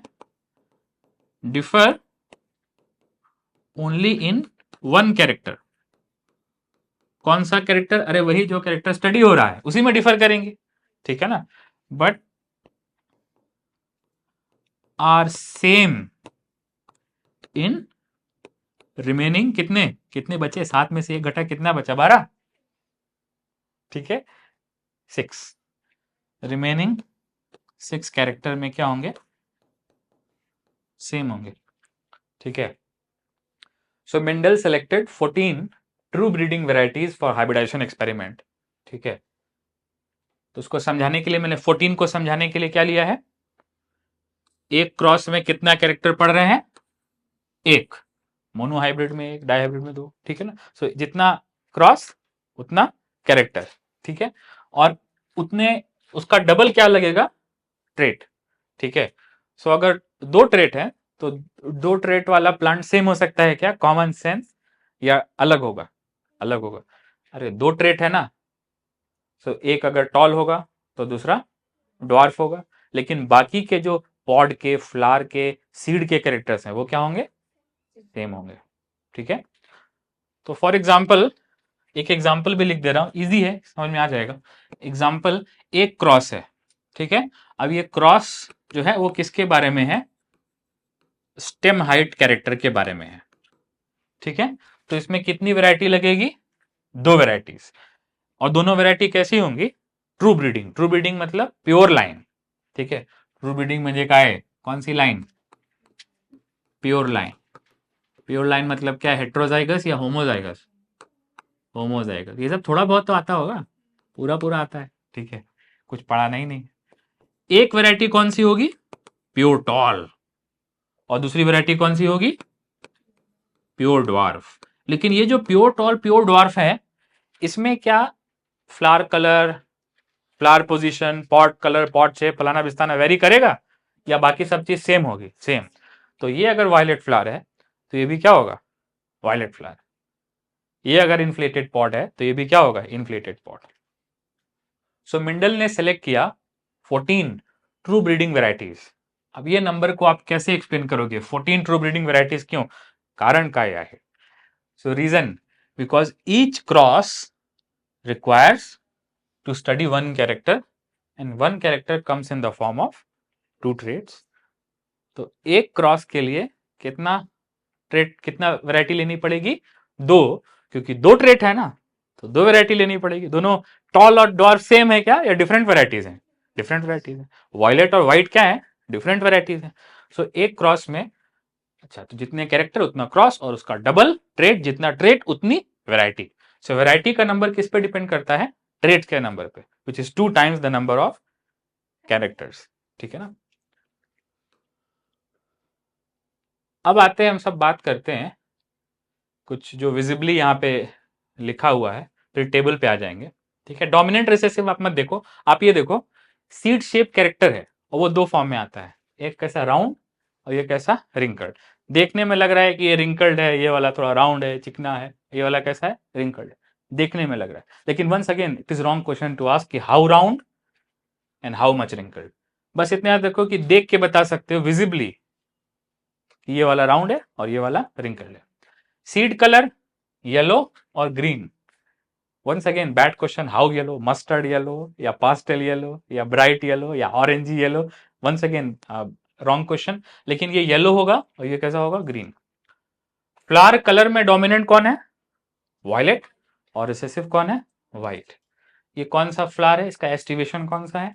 वेक्सिलरी। वेक्सिलरी, पेपिलिनेशियस, ठीक है ना। नेक्स्ट ये क्या है? पॉड। पॉड मतलब फ्रूट, लेग्यूम। तो ये कैसा पॉड है? फुल। फुल का एक नाम और है, इसको हम लोग बोलते हैं इन्फ्लेटेड। तो चाहे आप फुल बोलो या आप इन्फ्लेटेड बोलो, बात सेम है, ठीक है। फुल मतलब फूला हुआ, फुल, इन्फ्लेटेड। ठीक है, पेट भर जाता है तो इन्फ्लेट हो जाता है, ढेरी बाहर आ जाती है। नेक्स्ट, दूसरा कौन सा है? Fruit colour. ठीक है, तो आप देखो शेप में, सॉरी, सीड के कलर में क्या डोमिनेंट है? येलो। लेकिन उसका अपोजिट फ्रूट के कलर में क्या डोमिनेंट है? ग्रीन। स्विच हो गया। ठीक है ना। Next, flower position. अगर फ्लावर पोजीशन लेटरल है तो उसको एक्सियल बोलते हैं, मतलब साइडवेज। देखो फ्लावर कहां जा रहा है? Sideways. Axillary bud is modified into floral primordia. और इस वाले केस में क्या बोलेंगे? एपाइकल बड, मतलब टर्मिनल वाले का नाम क्या हो जाएगा? एपाइकल। ठीक है, ठीक है। और लास्ट में ऑब्वियसली कौन सा है? Stem height. ठीक है, तो स्टेम हाइट में देखो बाकी सारी चीजें सेम कंसीडर करना है, बस ये टॉल और ये डॉर्फ। ठीक है ना। सो इस पे आने से पहले एक बार ये जो टेबल है ये मैं एक बार बोल देता हूं। ठीक है, इस टेबल पे आप एनसीईआरटी में ही लिख लो। ठीक है, कि स्टेम के कैरेक्टर कितने हैं? एक। फ्लावर के कैरेक्टर कितने हैं? दो। फ्रूट के कैरेक्टर कितने हैं? दो। और सीड के कैरेक्टर कितने हैं? दो। ठीक है ना।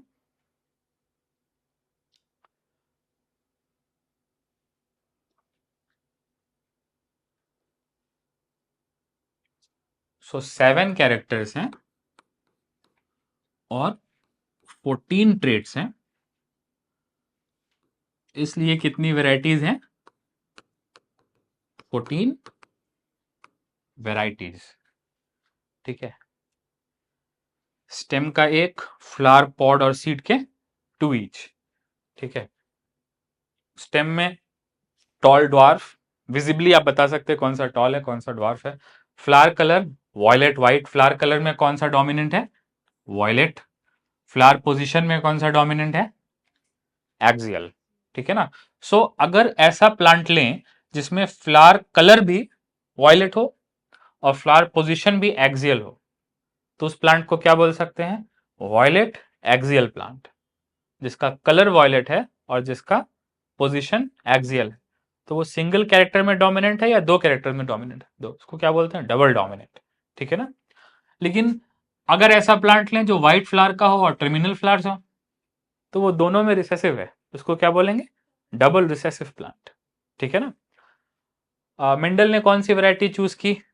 True breeding variety. True breeding variety को हम लोग क्या बोलते हैं? Pure line. ये कैसे बनती है ट्रू ब्रीडिंग वैरायटी? तो इसके आगे लिख सकते हैं by continuous self pollination. By continuous self pollination. Self pollination के लिए एक और वर्ड यूज कर सकते हैं, कौन सा वर्ड? आउटब्रीडिंग या इनब्रीडिंग? इनब्रीडिंग। जीनोगैमी, एलोगैमी या ऑटोगैमी? ऑटोगैमी। ठीक है, तो ये सारे वर्ड आएंगे तो अपना काम हो जाएगा कि ट्रू ब्रीडिंग वैरायटी कैसे बनती है? बार बार क्या करने से? सेल्फ पॉलिनेशन करने से। ठीक है ना। असर्शन, assertion,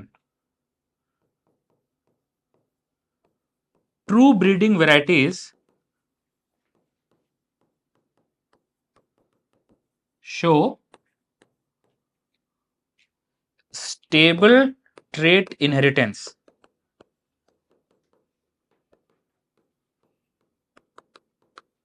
मतलब अगर वॉयलेट फ्लावर है और ट्रू ब्रीडिंग है तो वो सेग्रीगेट कर जाएगा या वॉयलेट ही रहेगा? वॉयलेट ही रहेगा। सो true breeding variety show stable trait inheritance. ठीक है, उसका रीजन क्या है कि ट्रू ब्रीडिंग वैरायटीज कैसी होती है? हेट्रोजाइगस या होमोजाइगस? होमो, उनमें अदर वाला एलील एब्सेंट होता है। ठीक है ना। So true breeding varieties are homozygous,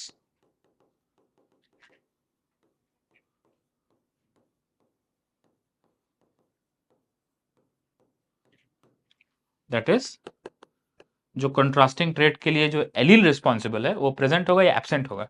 absent होगा। That is only one of contrasting allele is present, the other allele is absent.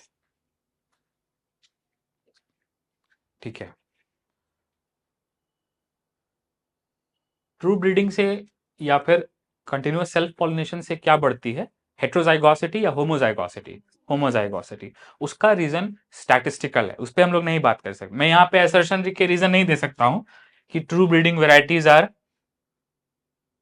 या continuous self pollination results in homozygosity, वो सही है। उसका रीजन क्या होगा? Statistical. Let us not go into it. लेकिन हाँ, ये रीजन दे सकते हैं कि ट्रू ब्रीडिंग वेराइटीज में स्टेबल इनहेरिटेंस क्यों होती है, क्योंकि एक कैरेक्टर का एक ही फॉर्म जेनेटिक लेवल पे प्रेजेंट होता है, दूसरा एलील होता ही नहीं है, तो आएगा कहां से? ठीक है ना। चलो ये सब कुछ हो गया, अब थोड़ा मेंडल के एक्सपेरिमेंट पे आ जाते हैं। ठीक है, मोनोहाइब्रिड क्रॉस ये सब बता के आज का लेक्चर थोड़ा खत्म करेंगे। ठीक है, सो पहला वाला क्रॉस कौन सा है? Inheritance of one gene. अब आप नोटिस करो, ये sexual reproduction in flowering plant से थोड़ा सा इंटरसेक्ट होगा। ठीक है, पेटल, स्टिग्मा, व्हाटएवर। ठीक है, ये क्या कर रहा है? इमैस्कुलेशन। अब आप एक बात बताओ, ये इमैस्कुलेशन वगैरह क्यों कर रहा है, पॉलन डस्ट क्यों कर रहा है? क्योंकि मेंडल का एक्सपेरिमेंट बाय नेचर कैसा था? Cross breeding, hybridization. मतलब टॉल वाला प्लांट अलग है और ड्वार्फ वाला प्लांट अलग है। टॉल को ड्वार्फ के साथ क्रॉस करना है तो क्या करना पड़ेगा? आर्टिफिशियल हाइब्रिडाइजेशन करना पड़ेगा ना। उस सेक्सुअल रिप्रोडक्शन में पड़ते इमैस्कुलेशन, बैगिंग, पॉलन डस्टिंग, रीबैगिंग, फलाना विस्ताना। ठीक है ना। और देखो ढेर सारे क्या आ गए? Progeny plants. ठीक है ना। ठीक है, कोई बात नहीं। Let us take example of one hybridization experiment. पहला एक्सपेरिमेंट कौन सा है? स्टेम हाइट का, जिसमें मेंडल ने क्या कराया? क्रॉस कराया, मतलब आर्टिफिशियल हाइब्रिडाइजेशन, इमैस्कुलेशन, बैगिंग, वो सब किया। ठीक है, तो एक प्योर टॉल और दूसरा प्योर ड्वार्फ। ठीक है, तो इनहेरिटेंस ऑफ वन जीन को हम लोग क्या बोलते हैं? कौन सा क्रॉस? Mono hybrid cross. ठीक है, तो उन्होंने जब सीड कलेक्ट किया तो एक पैटर्न देखने के लिए मिला, तो उसको कौन सा नाम दिया? फर्स्ट हाइब्रिड जनरेशन या फिर F1। ठीक है, this generation is also called filial one. Filial मैंने बताया, फीलियल हम लोग बोलते हैं पेरेंट प्रोजेनी के रिलेशन को क्या बोलते हैं? Filial relation. ठीक है ना। Mendel observed that all F1 progeny were tall. ठीक है, none of them were dwarf, made similar observations. ठीक है, मेंडल ने फिर टॉल वाले F1 प्रोजेनी को क्या किया? सेल्फ पॉलिनेशन, क्रॉस नहीं, आर्टिफिशियल हाइब्रिडाइजेशन नहीं, ऑटोगैमी। तो क्या निकल के आया? F2। F2 में फिर से क्या आ गए? ड्वार्फ। किस प्रोपोर्शन में? 1/4 ड्वार्फ आ गए और 3/4 कैसे हैं? टॉल। ठीक है, तो ये सब आसान है, लेकिन एक बार मैं कंसेप्चुअली बोल देता हूं। ठीक है, हो सकता है कुछ नया सीखने को मिल जाए। ठीक है ना। सो हेडिंग क्या डाल सकते हैं हम लोग? Mono hybrid cross, mono hybrid cross. ठीक है, सो मेंडल ने दो प्लांट लिया, प्योर टॉल और प्योर ड्वार्फ। आप ऐसे बोलो, दो प्लांट लिया सेम वैरायटी के या डिफरेंट वैरायटी के? डिफरेंट वैरायटी के ना, एक टॉल है दूसरा ड्वार्फ है। ठीक है ना। सो मोनो हाइब्रिड क्रॉस में मेंडल ने कितनी वैरायटीज लिया? 2 वैरायटीज। दोनों वैरायटीज कैसी हैं? कैसी वैरायटीज हैं? ट्रू ब्रीडिंग, मतलब प्योर लाइन्स हैं। ठीक है ना। एक कौन सा है? प्योर टॉल, दूसरा कौन सा है? Pure dwarf. Pure tall and pure dwarf differ only in stem height, only in one character. बाकी के सारे कैरेक्टर्स क्या है? Exactly the same. Pure tall और प्योर ड्वार्फ दोनों का फ्लावर कैसा होगा? सेम कलर का। दोनों फ्लावर की पोजीशन कैसी होगी? सेम। दोनों का पॉट शेप सेम, दोनों का pod colour same, seed colour, seed shape भी same. They only differ in stem height. ठीक है ना। ठीक है, अब देखो, ये तो जो प्योर टॉल है, प्योर ड्वार्फ है, इसकी जो टॉलनेस है और जो ड्वार्फनेस है, इसको तो हम लोग बोलते हैं फिनोटाइप। क्या बोलते हैं? फिनोटाइप। फिनोटाइप मतलब विजिबल है, देख के बता सकते हैं, you can see and tell. ठीक है, और इसके टॉलनेस और ड्वार्फनेस का जो रीजन है, जो कारण है, वो उसके जीन्स है। तो उसको क्या बोलते हैं हम लोग? जीनोटाइप। क्या बोलते हैं? Genotype. So genotype basically means genetic constitution, कि अंदर से जो प्लांट है उसकी टॉलनेस या उसकी ड्वार्फनेस कहां से ओरिजिनेट हो रही है, ठीक है ना। सो ऑब्वियसली टॉलनेस और ड्वार्फनेस का कुछ ना कुछ तो रीजन होगा, और वो रीजन कहां से आएगा, प्लांट के जीन से आएगा, ठीक है। सो प्लांट के जीन्स को हम लोग सिंगल अल्फाबेट के एक सिंगल लेटर से रिप्रेजेंट करते हैं जनरली। हाँ, बहुत से जीन इनको लोग कैपिटल लेटर मतलब मल्टीपल लेटर से रिप्रेजेंट करते हैं। जैसे फॉर एग्जांपल हीमोग्लोबिन जीन को कैसे रिप्रेजेंट करते हैं, HbA gene, HBB gene represent करते हैं ना। तो उस केस में सिंगल लेटर है या 3 लेटर है, 3 लेटर है, ठीक है। सो जीन को ऑलवेज सिंगल लेटर से रिप्रेजेंट नहीं करते। हाँ, मेंडल के जो क्रॉसेस हैं उनमें जीन्स को कैसे रिप्रेजेंट करेंगे, सिंगल लेटर से। और डोमिनेंट वाले को कैसे रिप्रेजेंट करेंगे, कैपिटल, रिसेसिव वाले को कैसे, स्मॉल, ठीक है। सो डोमिनेंट वाले को क्या, प्योर टॉल को क्या बोलेंगे, capital T capital T. Recessive को क्या बोलेंगे, स्मॉल टी स्मॉल टी। अब सवाल यह है कि इसको 2 बार क्यों लिख रहे हैं, एक बार क्यों नहीं लिख रहे हैं, क्योंकि प्लांट कैसा है, डिप्लॉयड। प्लांट कैसा है, डिप्लॉयड, ठीक है। सो प्योर टॉल और प्योर डॉर्फ ये ऑर्गेनिज्म है ना, प्लांट है ना, और ये कैसा है, डिप्लॉयड, ठीक है। तो मैं लेफ्ट राइट साइड में लिख रहा हूं कि ये पेरेंट ऑर्गेनिज्म है, पेरेंट ऑर्गेनिज्म। और जीन्स को 2 बार क्यों लिखा है, क्योंकि ये डिप्लॉयड है, ठीक है। और ये जो पेरेंट ऑर्गेनिज्म है इसको हम लोग F0 भी बोलते हैं, क्या बोलते हैं, F0, ठीक है। अब इसमें से एक को क्या लेना पड़ेगा, मेल, और दूसरे को क्या लेना पड़ेगा, female. Why you are taking one as male and other as female? Because you are performing cross, and cross is possible only in 2 different sexes, ठीक है ना। सो एक ही ऑर्गेनिज्म के अंदर रिप्रोडक्शन होता है तो एसेक्सुअल होता है, लेकिन 2 अलग अलग में एसेक्सुअल पॉसिबल ही नहीं ना बाय डेफिनेशन, ठीक है ना। तो ये क्या है, क्रॉस है, ठीक है। तो पहला जो मोनोहाइब्रिड क्रॉस का पहला एक्सपेरिमेंट है वो आर्टिफिशियल हाइब्रिडाइजेशन है between 2 varieties which differ in only one character and are same in rest of the characters other than the characters under study, ठीक है। सो सबसे पहले मोनोहाइब्रिड क्रॉस में क्या लिखेंगे, Mendel, I come back to it. Mendel ने क्या किया, क्रॉस्ड, क्रॉस्ड म्हणजे काय, artificial hybridisation. Mendel crossed means what, artificial hybridisation. कितने ऑर्गेनिज्म को क्रॉस किया, 2 pure lines. Mendel crossed 2 pure lines, ठीक है। And studied inheritance pattern and studied inheritance pattern in क्या, बोल दो ना, फर्स्ट कौन सी जनरेशन, हाइब्रिड। इनको हाइब्रिड जनरेशन क्यों बोल रहे भाई, क्योंकि क्रॉस है ना, टॉल और ड्वार्फ से क्या बनेगा, हाइब्रिड बनेगा ना, ठीक है।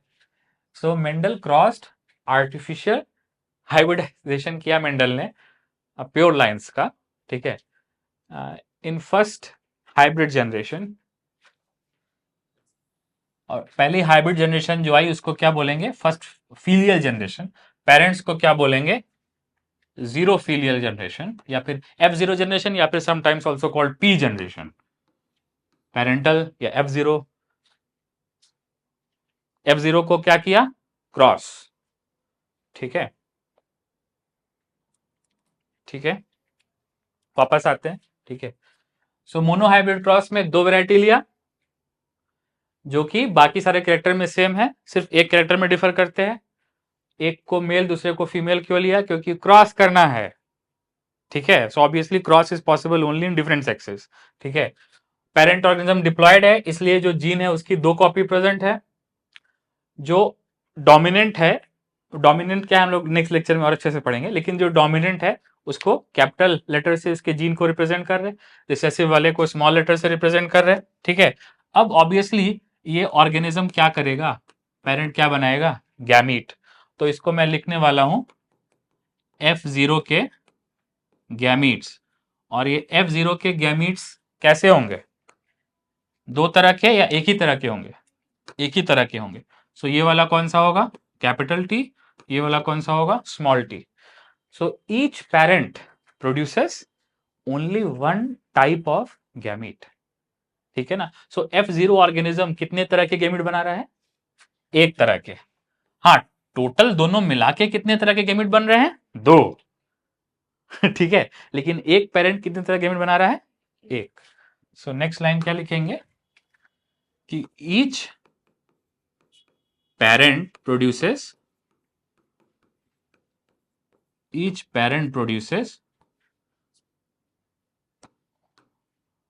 only one type of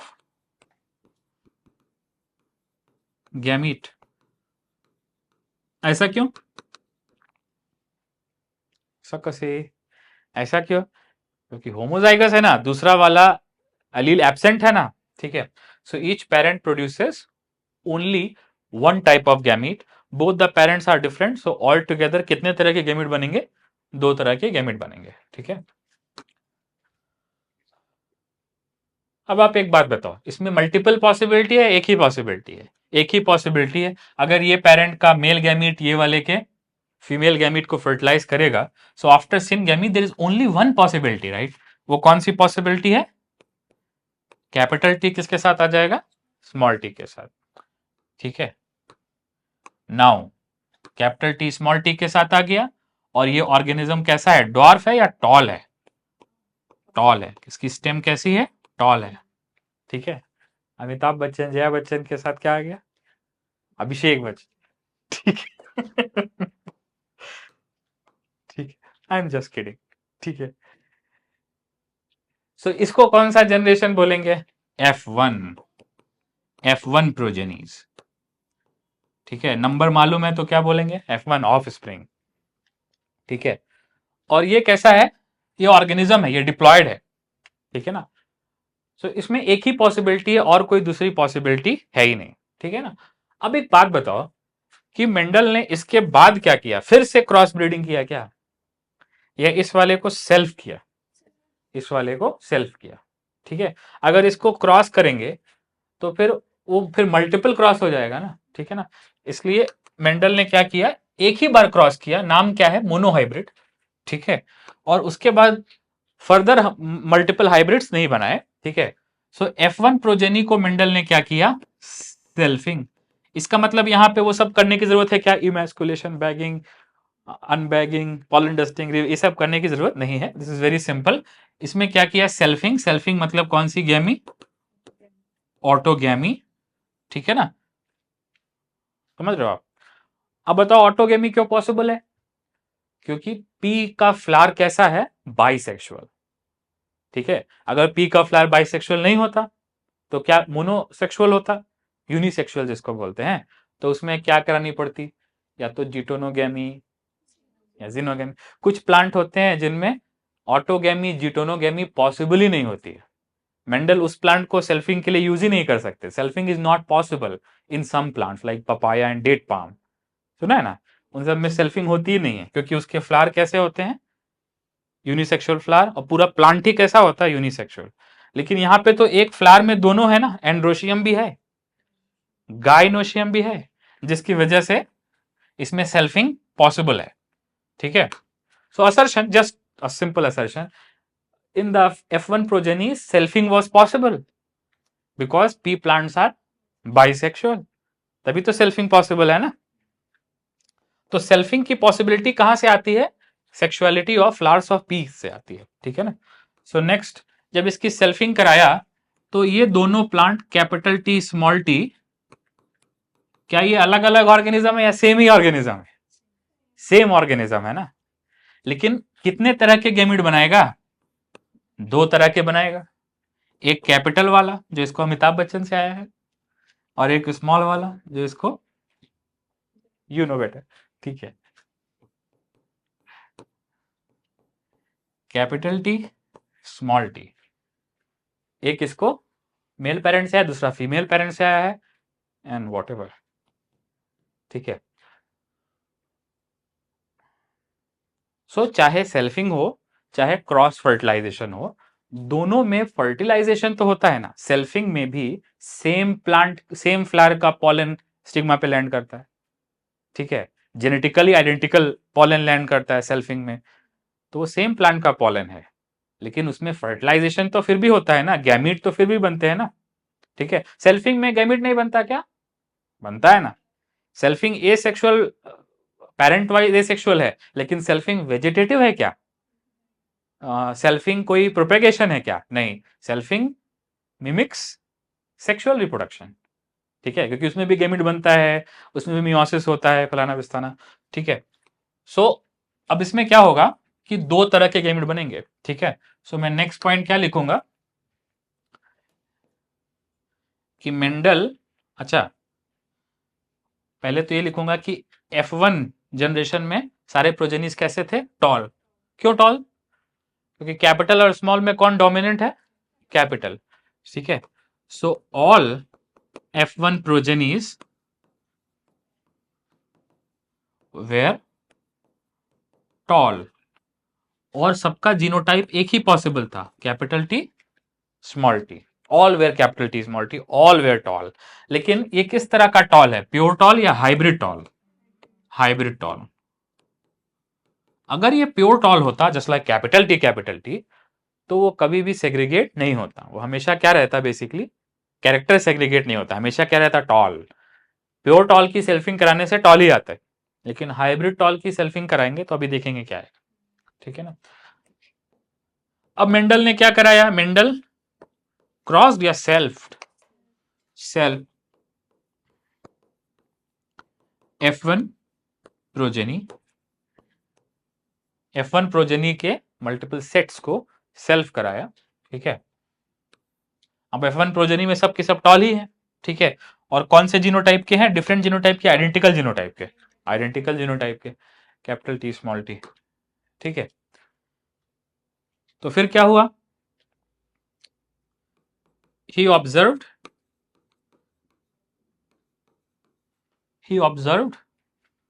कि जो ड्वार्फ ट्रेट था,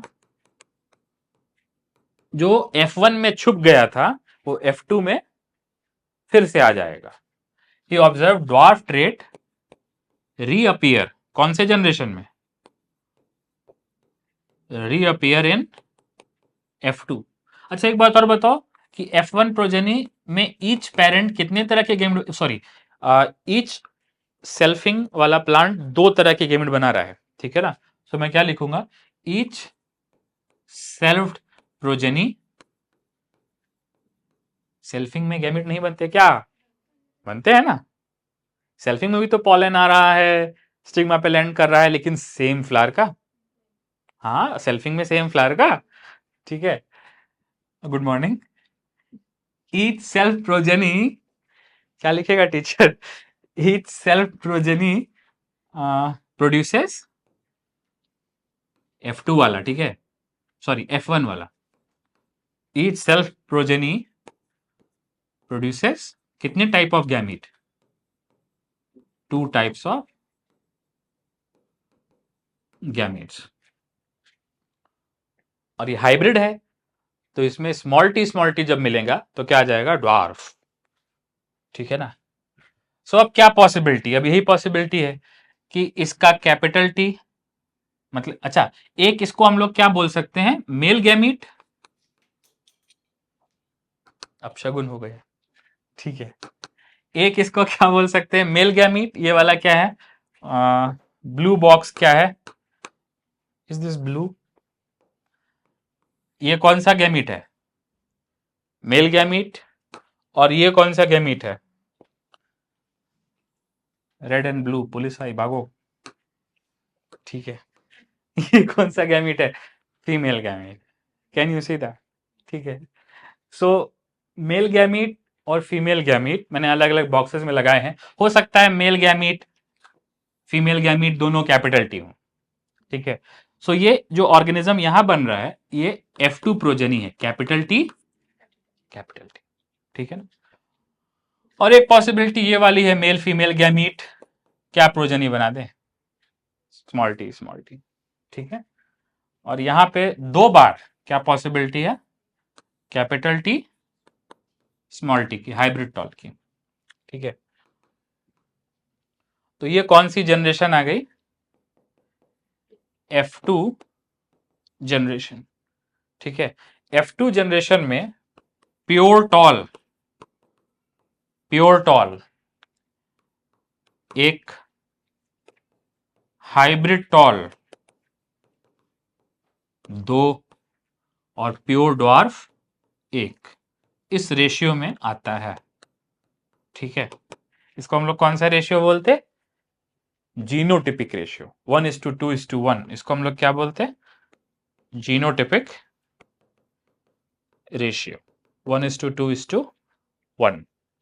ये सब रेशियो नहीं आएगा अगर हम लोग डिसिप्लिन को फॉलो नहीं करेंगे। फॉर एग्जांपल शुरू में ट्रू ब्रीडिंग नहीं लेंगे, पहला क्रॉस, उसके बाद F2 को सेल्फ नहीं करेंगे, तो ये सब चीजें अगर करेंगे तो यही आएगा, और कोई पॉसिबिलिटी ही नहीं है, ठीक है।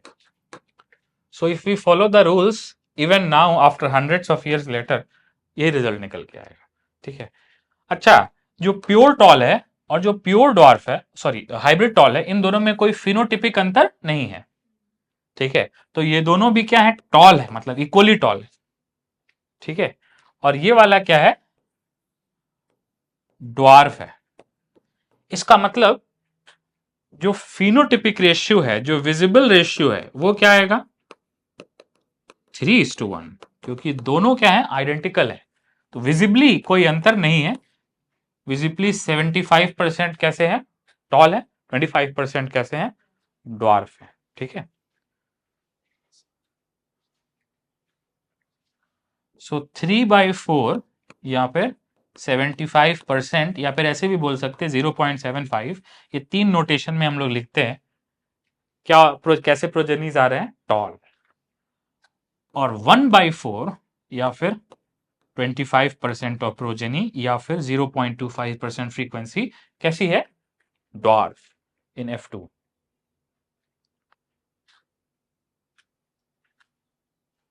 So now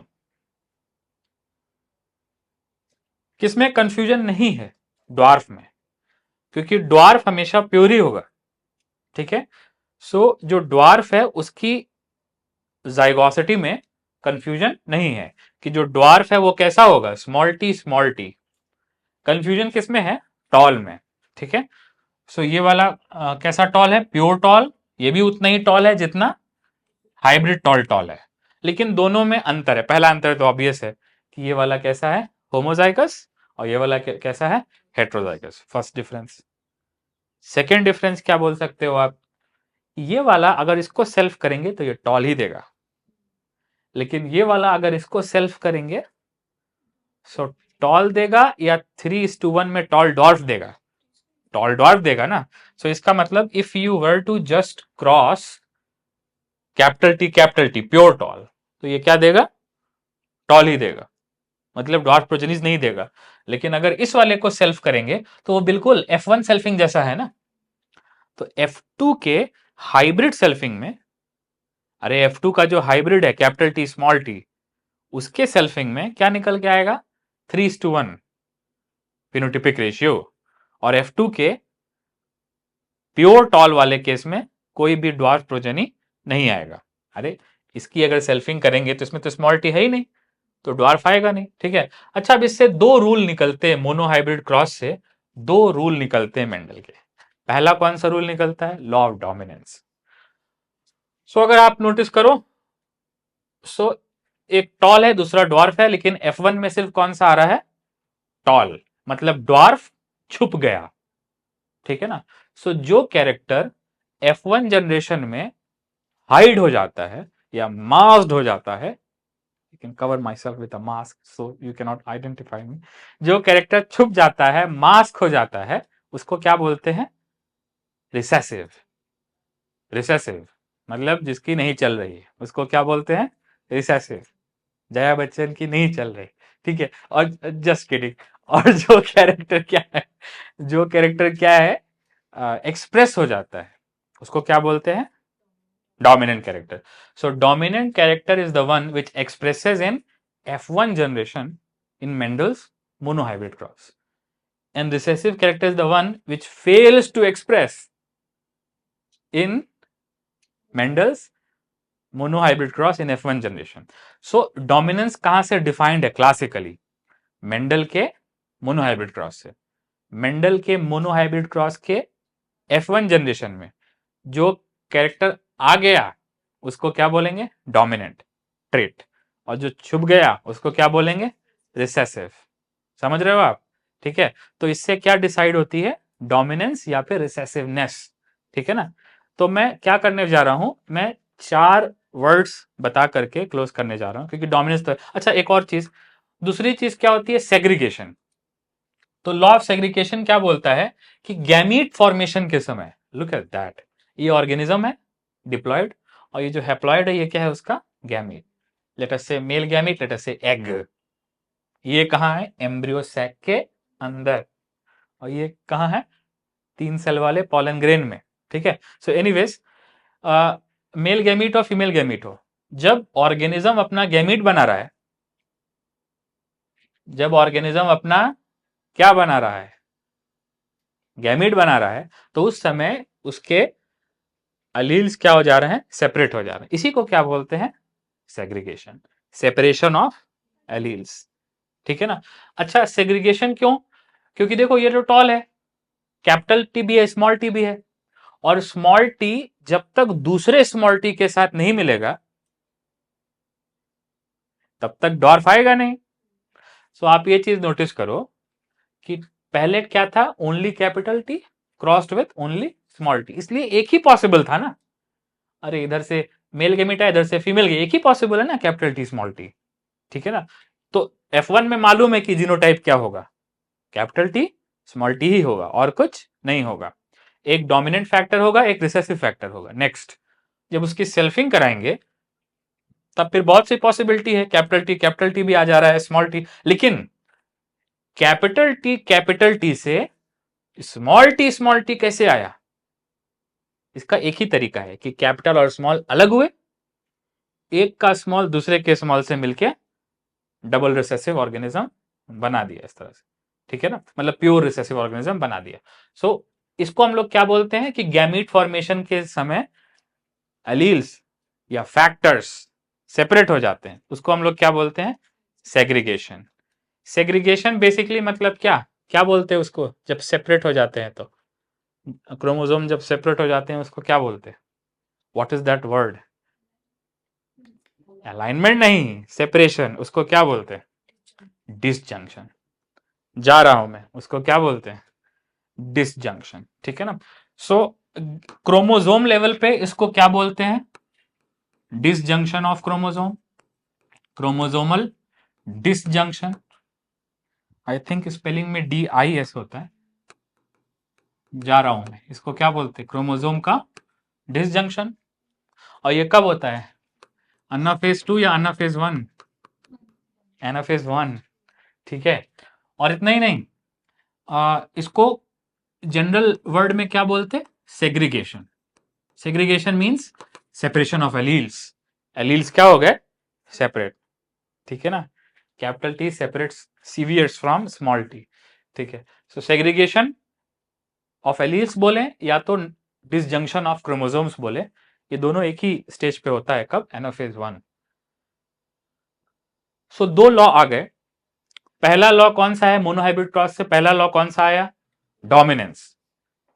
character which expresses in F1 hybrid is dominant trait, and the trait which is masked fails to express is recessive. ठीक है ना. तो लॉ ऑफ डोमिनेंस आ गया ना. डोमिनेंट कौन है, रिसेसिव ट्रेट कौन है. और दूसरा, सेग्रीगेशन क्यों आया?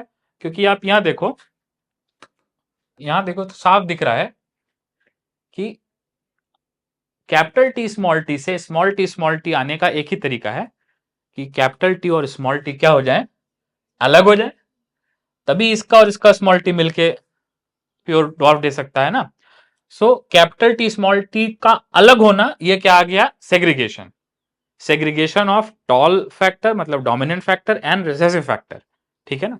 सो ये क्या हो गया, सेग्रीगेशन का लॉ। सेग्रीगेशन का लॉ कहां आता है, कौन से जनरेशन में आता है, when we move from F1 to F2, ठीक है। तो सेल्फिंग ऑफ F1 से क्या आता है, लॉ ऑफ सेग्रीगेशन। और डोमिनेंस का लॉ कहां आता है, क्रॉसिंग ऑफ प्योर लाइन में क्या आता है, डोमिनेंस का लॉ, ठीक है ना। सो मेंडल ने मोनो हाइब्रिड क्रॉस के बेसिस पे कितने लॉ दिए, दो, तीन नहीं, मेंडल के तीन लॉ है, इंडिपेंडेंट असॉर्टमेंट भी है, लेकिन यहां पे जो दो लॉ है वो किसके बेसिस पे है, मोनो हाइब्रिड क्रॉस के बेसिस पे है, ठीक है ना। सो मोनो हाइब्रिड क्रॉस से दो लॉज निकल के आते हैं। मोनो हाइब्रिड क्रॉस से क्या निकल के आता है, दो लॉज आउट ऑफ थ्री। तीन लॉ है ना मेंडल के, इसमें से दो लॉ कहां से आते हैं, mono hybrid cross, inheritance of one gene से आते हैं, ठीक है। सो पहला वाला लॉ कौन कौन सा है, लॉ ऑफ डोमिनेंस, ठीक है। और दूसरा वाला लॉ कौन सा है, लॉ ऑफ सेग्रीगेशन, ठीक है। लॉ ऑफ डोमिनेंस कहां से आता है, जब F0 जनरेशन को क्रॉस करके क्या आती है, F1 प्रोजेनी, तब इसमें क्या आता है, लॉ ऑफ डोमिनेंस, ठीक है। और जब F1 प्रोजेनी की सेल्फिंग से F2 प्रोजेनी आती है, तो इस एक्सपेरिमेंट में कौन सा लॉ आता है, सेग्रीगेशन। अब मैं असर्शन रीजन के फॉर्म में बोल सकता हूं, assertion Mendel's when Mendel crossed F1 progeny, sorry selfed, when Mendel self F1 progeny he discovered law of segregation.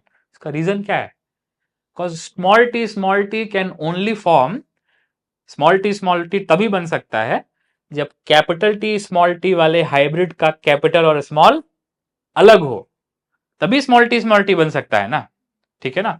So Mendel ने लॉ ऑफ सेग्रीगेशन कहां डिस्कवर किया, F1 जनरेशन की सेल्फिंग में, जब हाइब्रिड टॉल से क्या आ गया, प्योर ड्वार्फ, तो वो तभी पॉसिबल है जब capital T small T separate हो, ठीक है ना। और लॉ ऑफ डोमिनेंस कहां आता है, जब F0 जनरेशन की क्रॉसिंग होती है तो ऑब्वियसली एक कैरेक्टर क्या हो जाता है, मास्क, और दूसरा क्या हो जाता है, एक्सप्रेस, ठीक है ना। सो नेक्स्ट लेक्चर के लिए, वैसे तो मेरा मन है आज ही पूरा पढ़ा के खत्म कर देने का, लेकिन नेक्स्ट लेक्चर के लिए चार वर्ड हम लोग सीखेंगे, यहां से शुरू करेंगे। पहला वर्ड कौन सा है, dominance, dominant trait. Dominant trait या डोमिनेंस हम लोग कब बोलेंगे, जब एक कैरेक्टर कंप्लीटली एक्सप्रेस हो और दूसरा कैरेक्टर दिखे ही ना, मतलब 100% F1 में एक ही कैरेक्टर आए, when F1 progeny resembles only one of the parent, ठीक है, तो उसको क्या बोलेंगे, डोमिनेंट या फिर डोमिनेंस। दूसरा कौन सा बोलेंगे, एक और रिलेशन होता है, पहला रिलेशन कौन सा हो गया, डोमिनेंस का। दूसरा रिलेशन कौन सा होता है, कोडोमिनेंस का। कोडोमिनेंस हम लोग आगे देखेंगे, कोडोमिनेंस ह्यूमन ब्लड टाइप्स में भी आती है, ठीक है, ए और बी एंटीजन वाले में आती है, उसको पढ़ेंगे कल, कि कोडोमिनेंस में क्या मिलेगा, कि when F1 progeny resembles both the parents, तो क्या बोलते रिलेशन को, कोडोमिनेंस। और तीसरा तीसरा कौन सा डोमिनेंस है, इनकम्प्लीट डोमिनेंस, जब F1 प्रोजेनी दोनों में से किसी को रिजेंबल नहीं करता है, फॉर एग्जांपल एक रेड है और दूसरा व्हाइट है और तीसरा क्या आ गया, pink, so pink is neither red nor white, तो उसको क्या बोलते हैं, इनकम्प्लीट डोमिनेंस, ठीक है ना। सो इनकम्प्लीट डोमिनेंस, कोडोमिनेंस और डोमिनेंस, ठीक है, ये क्या है, तीन तरह के रिलेशन है जो कैरेक्टर के बेसिस पे इमर्ज होते हैं, ठीक है। डोमिनेंस तो सबसे आसान है, अभी भी देख लिया, ठीक है, कि F1 प्रोजेनी में डॉर्फ एक्सप्रेस नहीं हो रहा, क्या एक्सप्रेस हो रहा, टॉल, तो वो क्या है, डोमिनेंस, ठीक है ना। नेक्स्ट आएगा कोडोमिनेंस, जब देखेंगे दोनों एक्सप्रेस होंगे, ए एंटीजन भी और बी एंटीजन भी।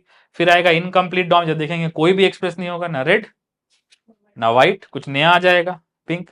So when F1 hybrid resembles only one of the parent, या फिर ऐसे बोल सकते हैं आइदर ऑफ द पेरेंट, एक पेरेंट को रिजेंबल, दो पेरेंट है, F0 दो है ना और F1 एक है, तो when F1 progeny resemble only one of the parent, तो क्या बोलते हैं dominance. Either of the parent क्या बोलते हैं dominance. When F1 progeny resembles both the parents, तो क्या बोलते हैं कोडोमिनेंस. ए भी आ जाएगा बी भी आ जाएगा, तब ना आ गया ए बी ब्लड ग्रुप. और इनकम्प्लीट डोमिनेंस में क्या बोलते हैं when F1 progeny resembles none of the parent, neither, तो क्या बोलते हैं इनकम्प्लीट डोमिनेंस. ठीक है, स्नैपड्रैगन का फ्लावर कलर, मिराबिलिस जलापा का फ्लावर कलर, वो सब इसमें आ जाएगा. ठीक है, सो आज मैं क्लोज करता हूं. आप देखो कहां तक एनसीईआरटी से हो गया है. ठीक है, ये वाला हो गया है कि मेंडल ने सेल्फ पॉलिनेट किया किसको, ड्वार्फ प्लांट को या टॉल प्लांट को, टॉल प्लांट को. तो देखा कि F1 में जो टॉल है उसमें से ड्वार्फ भी आ रहा है, लेकिन किस प्रोपोर्शन में, 1/4 और 3/4 कैसे हैं टॉल. ठीक है, अब इसमें एक छोटा सा यहाँ पे एक मैथमेटिकल लॉजिक भी दिया है. ठीक है, बाइनोमियल फॉर्म में लिखा हुआ है, आगे चल के लिखा हुआ है. ठीक है, पनेट स्क्वायर. ठीक है, वो मैं नेक्स्ट लेक्चर में बता देता. Thank you so much.